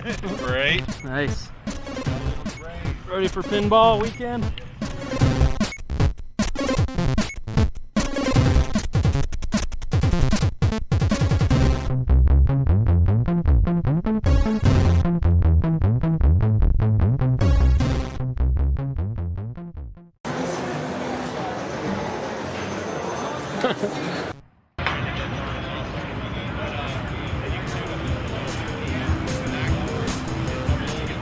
Well, when I first saw the game we had to play, Wizard, I knew Stedo was good at it. And I didn't really think I could put up another good score on it. And first game, I chose to go first because Rick Stedo likes to go first a lot, so I chose to go first. I ended up losing the first game. Then the second game, I put it together and hit all the targets for the double bonus. Came down on the flags.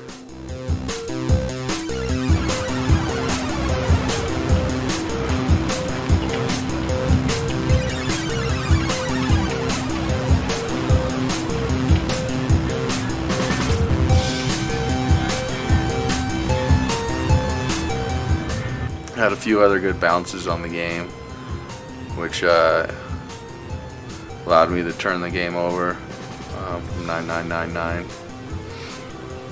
I think it was, and Rick didn't have very good balls after that. I got lucky.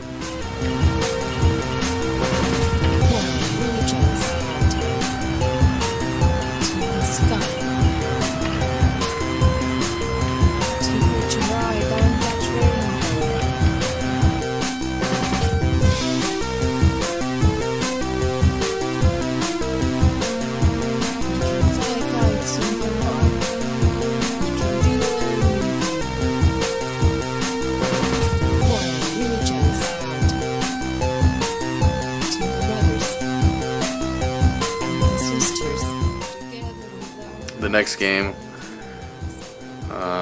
same thing. I pumped it up to the top a lot. Ended up getting a higher score than him, and he ended up tilting third ball, and I was pretty happy about the situation I was in going into the finals against Kyle Sellers.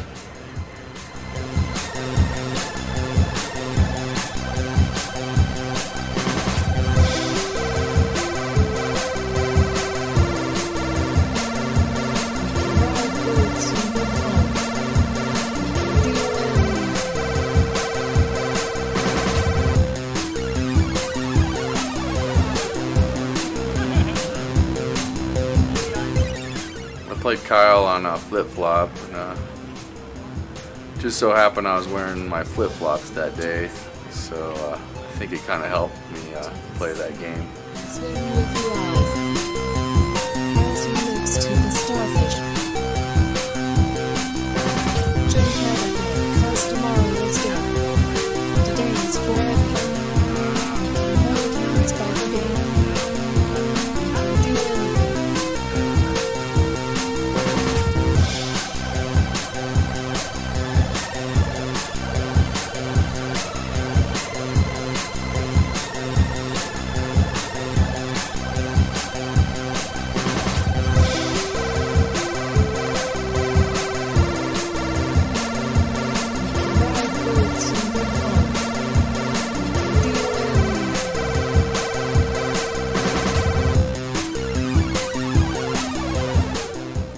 thing. Just keep it up in the top, pop it up, flip-flopping it.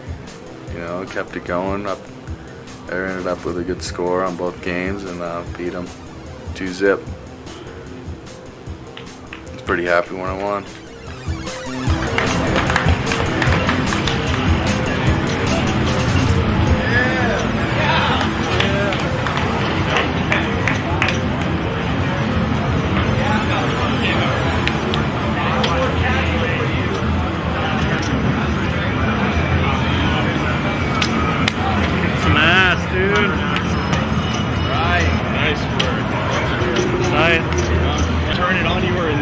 That first it gets steady.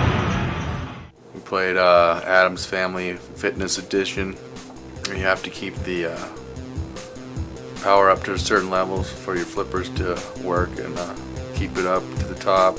Check the inside of the mansion down on the playfield, and there's some flashers that tell you when it's all the way up to the maximum power on your coils on your flippers, and just go from there. Try to get the mansion and multi-ball. Oh no! Roland, Garrett, Jeff, Ray, Kyle, Dollar, and Rick Steph. Please come to the front. Oh, it's almost dead even now.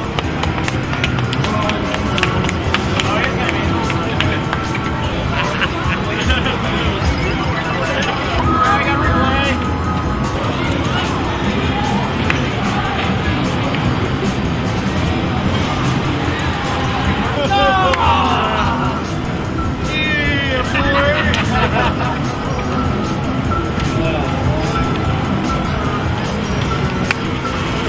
Got him up in time.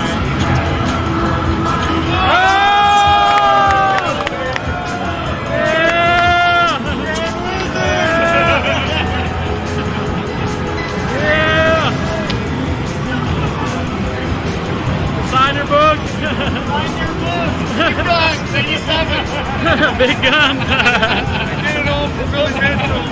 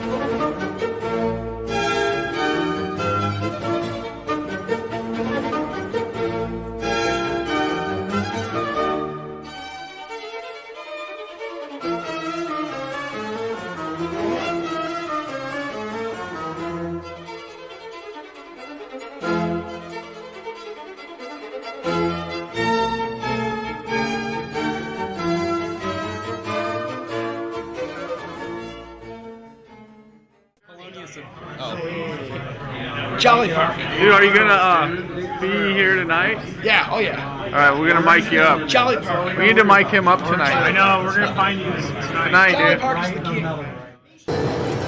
Welcome, race fans, to Bonsai Run. He's challenged Green Machine. Yay, Clappy me! He's going after Yellow Belly. Oh, come on, that's a good backhand. Jeez. That's a lousy forehand. Oh, for the love of heaven. Give me a break, that was a great shot. He's going after Yellow Belly. Yes, mother! No fair talking to me while I play. You probably won't find a better one. I like this game. Oh, I mean, I never liked it before. I played good ones. And I mean, this thing, yeah, Mike has this thing. It's diamond plated. It's ultra fast.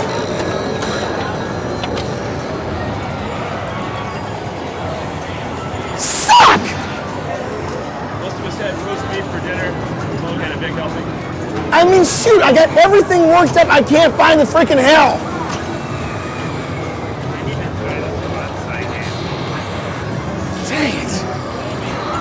Yep. That was a great ball. Holy cow. That was nice. Watch PinPin 7. It's great. Yeah. Woo! Suck it up, dude. Suck up the glory. All right. You, me, who else? 3, 4? Yeah, you're playing. I'm gonna start because I feel like it.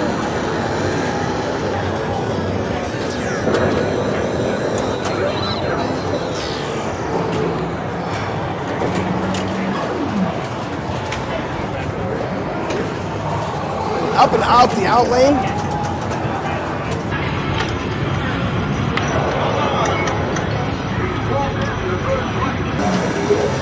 Go for the ABC before trying to go up, or you go straight up?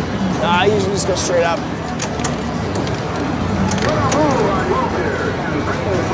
Ooh, both for Owens. Jump.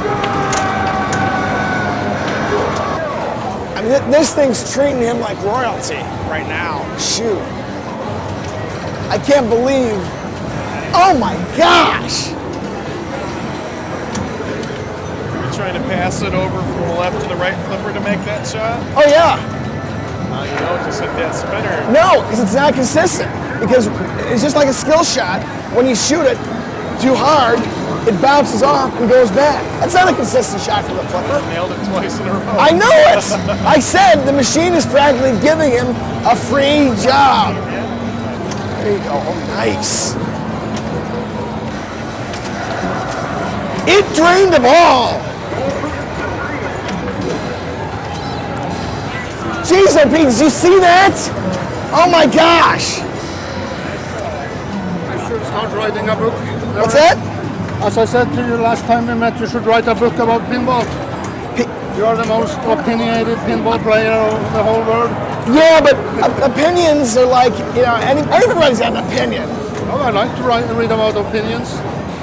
Yeah, but people get bored of the same thing over and over and over again. How many times can I write that AFM sucks? Is it a $1 bill? Oh, it's a $1 bill! Oh, God! You know who gave that to me? The suckiest pinball player on the planet. You gave it to yourself? No, I got it from you. Oh. Thanks a lot, Junior. That's okay. And anytime you want to give me more of your college fund, give it to me. I'll be signing autographs later. Gonna move on Wilbeer. Whatever.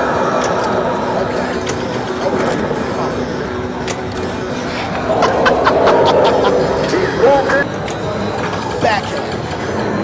Always only backhand.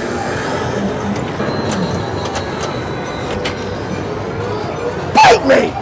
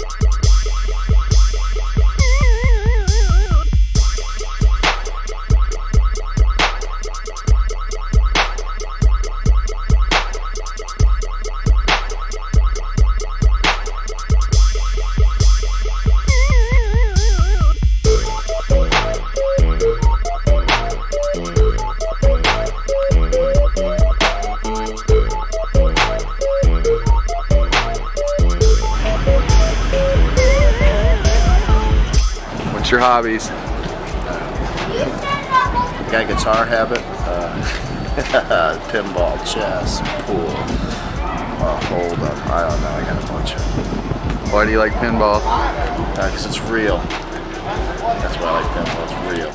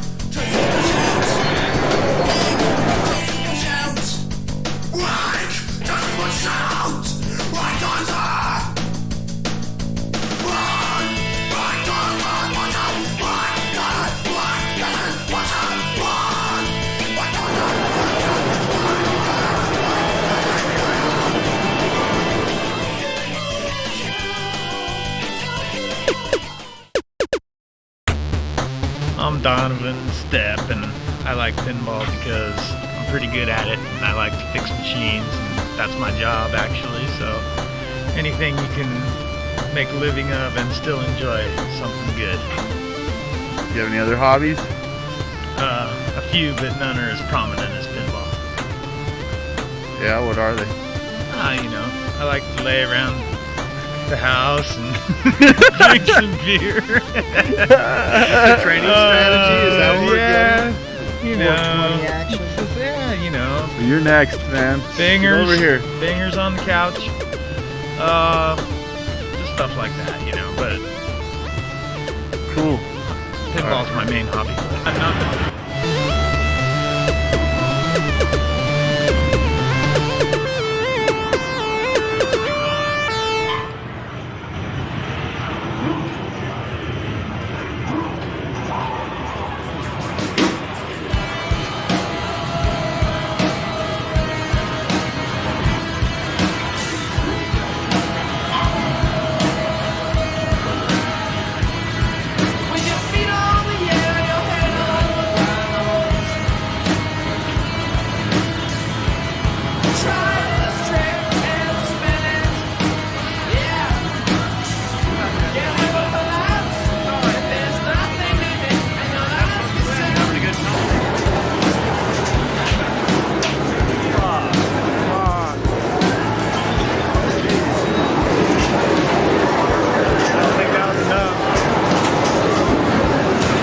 Still got another ball. Yeah, I know. That's what I'm saying.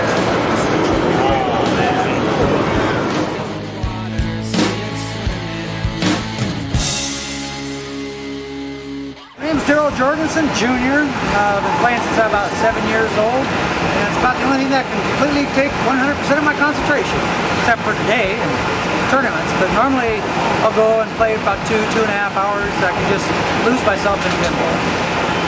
Forget everything, just concentrate on the game. Where do you live? Missoula, Montana. Did you come down here? First time.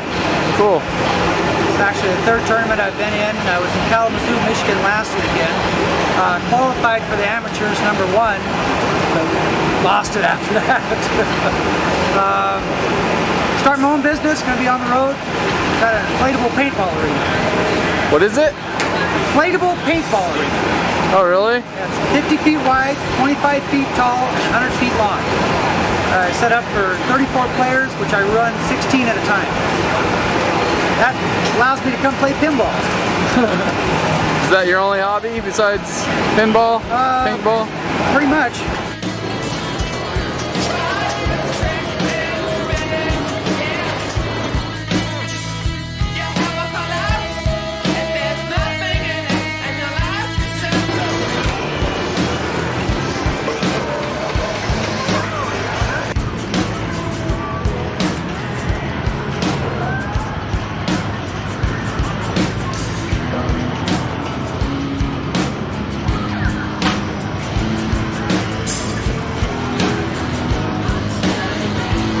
My name is Marco. I like pinball because gravity always wins. Get back on that horse. That's about it. Just all fun about the pinball thing. Love the flashing lights, love the bouncing ball, and obviously I love losing because I've been doing a lot of that this weekend. You have any other hobbies, man? Snowboarding, karaoke, dance, yoga. That's about it. It's kind of the way it is. Just all about the pinball though. Where do you live? Here in Lakewood. I got several pinball machines in my own house that I play on a not regular enough basis. If I played them more, I'd probably do better. But yeah, just shooting the pinball down here, enjoying the weekend.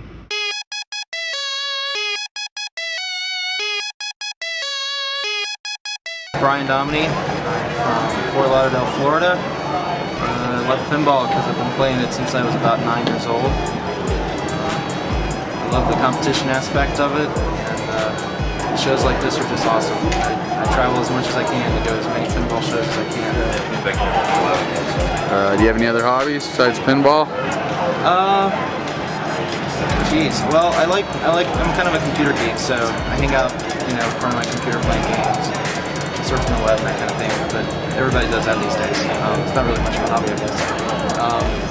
Watch a lot of TV, like good movies. I live in Florida, so I like to go down to the beach as much as I can.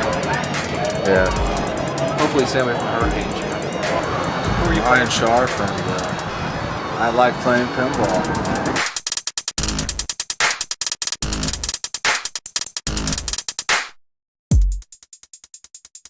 My name's Fred Richardson. I like pinball because I'm good at it.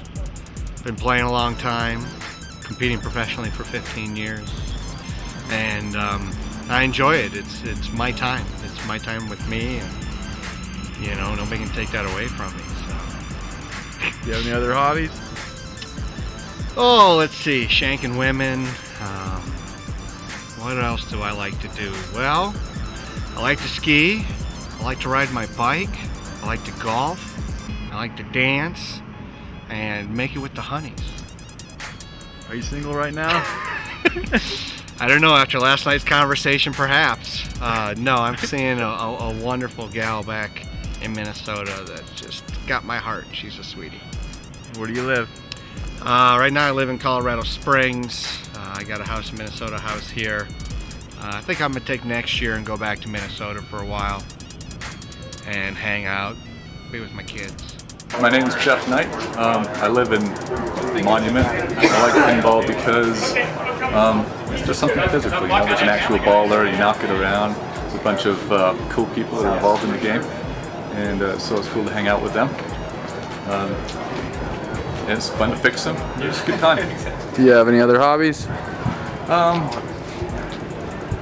Not really anymore. Right now, pinball's about it. Now I play poker, and I'll be going to Vegas playing the World Series of Poker with the seat I won there, so that will be cool. But other than that, no, it's just pinball right now.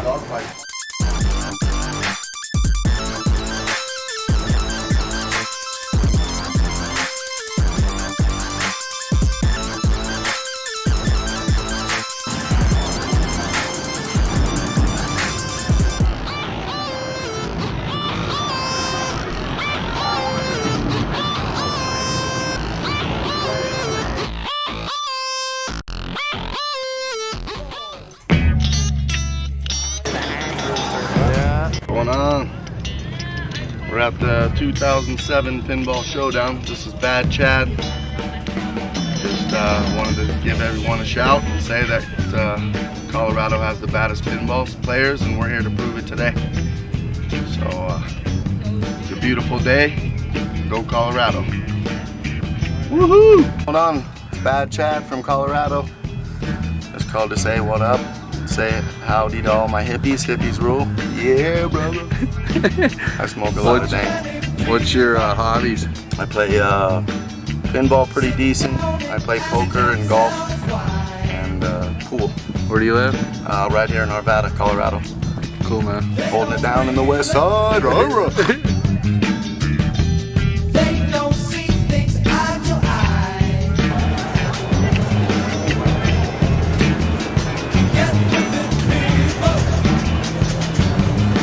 My name is Trent Augenstein. Why do you like pinball? Oh golly, I don't know. Something I've always loved my life. Like games, and you know, I like big heavy balls. Where do you live?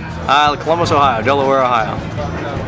What do you do for a living? Well, I've got a route with games. We've got a small pinball store. I've got a showcase all in Tangy Indian Caverns, and we buy and sell land.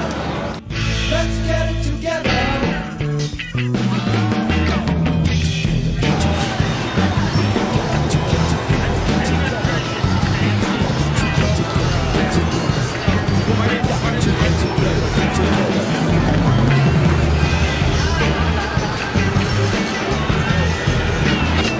My name's Todd McCullough, and I like pinball because it's the great equalizer. You can be 7 feet tall, you can be 2 feet tall and 4 years old, and everybody has fun. And you can play against people, you can play against the machine, you can play against yourself. So it's got a lot of options, a lot of fun options. It's a good leisure game. I'm big into leisure. What are your other hobbies? Do you have any other hobbies? Scuba diving. I like to scuba dive. Scuba diving, pinball. I like old cars, but not as much as pinball. And I do like basketball, but I guess it's not a hobby. I'm not really playing it regularly, but anyway, it's a good game anyway. Yeah. So where do you live? I live in Philadelphia and broadcast for the Philadelphia 76ers.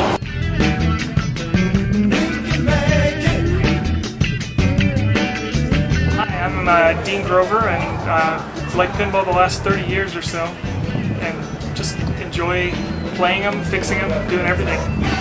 I used to work for Williams for a couple years, and it was kind of fun to get into the programming point of things. But that's pretty much, I just like the physicality of pinball. I used to play video games for a while, but came back to pinball. Do you have any other hobbies? Not really. I go bowling and stuff every once in a while, but pinball and kids kind of take up everything else. So Where do you live? I live out in Strasburg, Colorado, out on the Eastern Plains.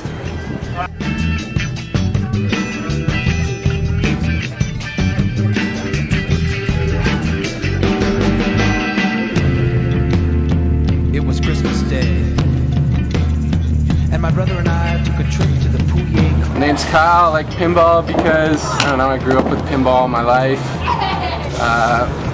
It's a big thrill, especially in these tournaments. Your heart goes crazy, so much adrenaline. It's like going parachuting. It's insane. Cool. So, thrill the game. Do you have any other hobbies or? Yeah, I mountain bike, I snowboard, play squash, tool around, fix things. That's really about it. Where are you from? Vancouver, BC. I run a pinball organization down there called the VRPA, and it's a pretty casual group of players, but we got about 35 people. Looking back at my family tree, the place you call home, another poltergeist community.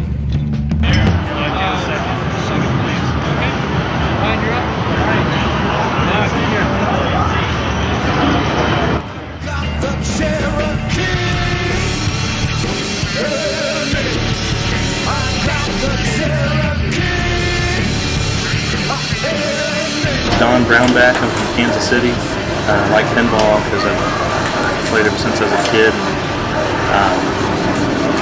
It's just a lot of fun. The art's real cool, and it's something that I know that I can't ever be a professional athlete, so it's just an awesome thing to do that I can compete in. Do you have any other hobbies? Right now, no, other than wife and kids, they keep me pretty busy. So this is what I do for fun, though, and then spend time with them and share it with them and teach the kids to play. Yeah.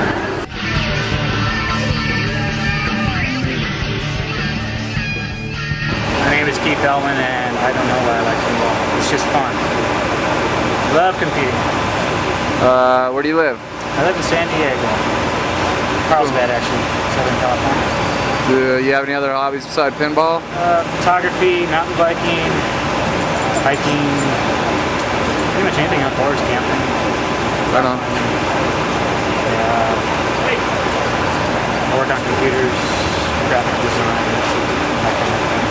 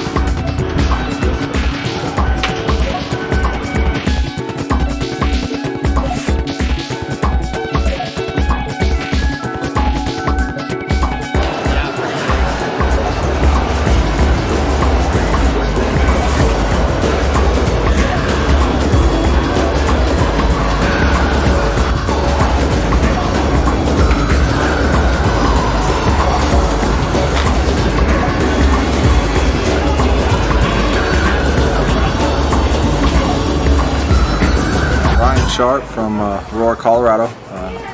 It's my third time at the showdown, my second time qualifying. Highest I've done is third. I play pinball. It's kind of a hobby. I do it as business as well. But yeah, it was a good tournament this time. Had some good games. Lucked out a couple times. Won, lost. All said and done. Right on. You feel pretty good about your trophy? I do. I lost to second place. That was my second loss to put me out of the tournament, and I lost to the first place guy in my first loss. You know, you can't be disappointed with two guys that beat you. Sitting right on the end of my flipper, I couldn't bring it back.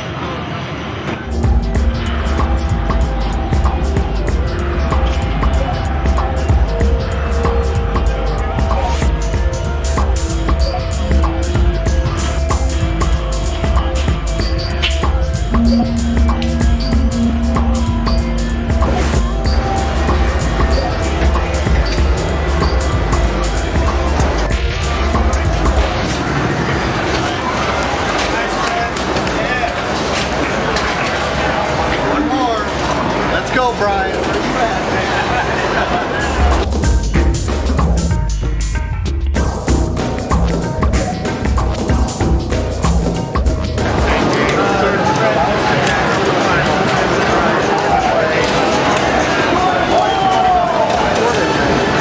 Because it's a pile of crap, dude. The beer can doesn't register. I fucking hit the beer can twice with lard lid, missed, and I hit it back up there and then changed it to collect beer can for like $200.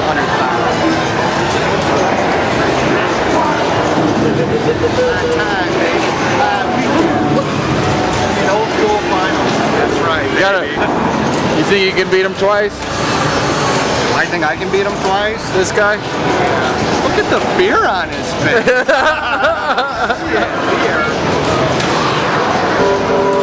Don't let the blonde hair fool you. Good luck with the finals, man. Good luck to you with the finals, man. Are we ready? All right, let's do it.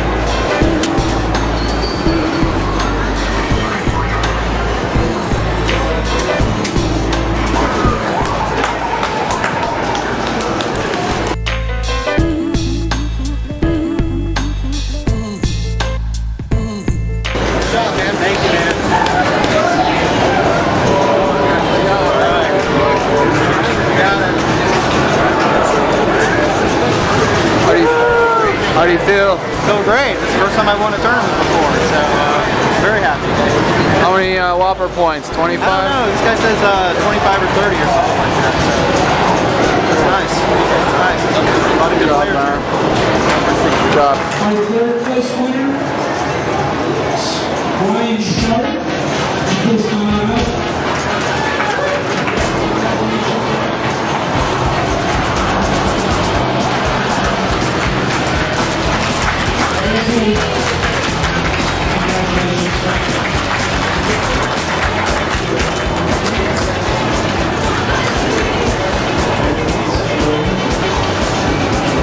And the winner of the 2007 Pinball Show Open Tournament is Brian Bonney.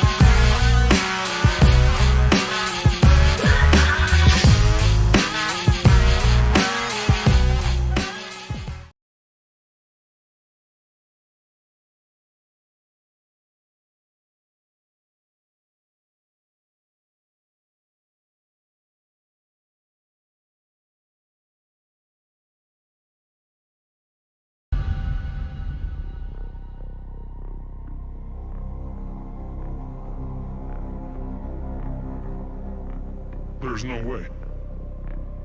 They're too old. They don't have enough time. They've been injured too many times. And they don't have enough PinPin because I have most of it.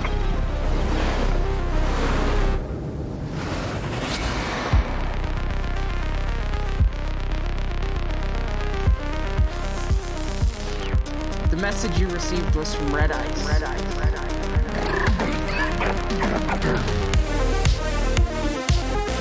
The honor of first chair must be earned.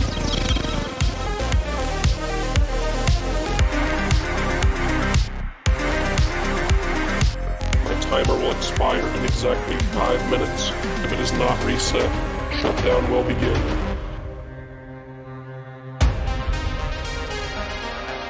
By hitting this jump and performing a certain maneuver, you can access a warp, a portal. These robots, they do not sleep, they do not dream. Therefore, they are a threat. Besides, they're slowly losing their imagination.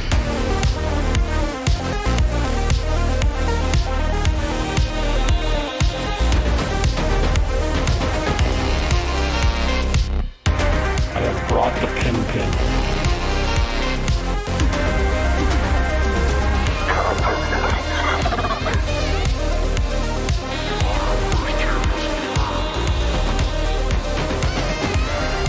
I'm almost there. But as a precaution, evacuate the starship.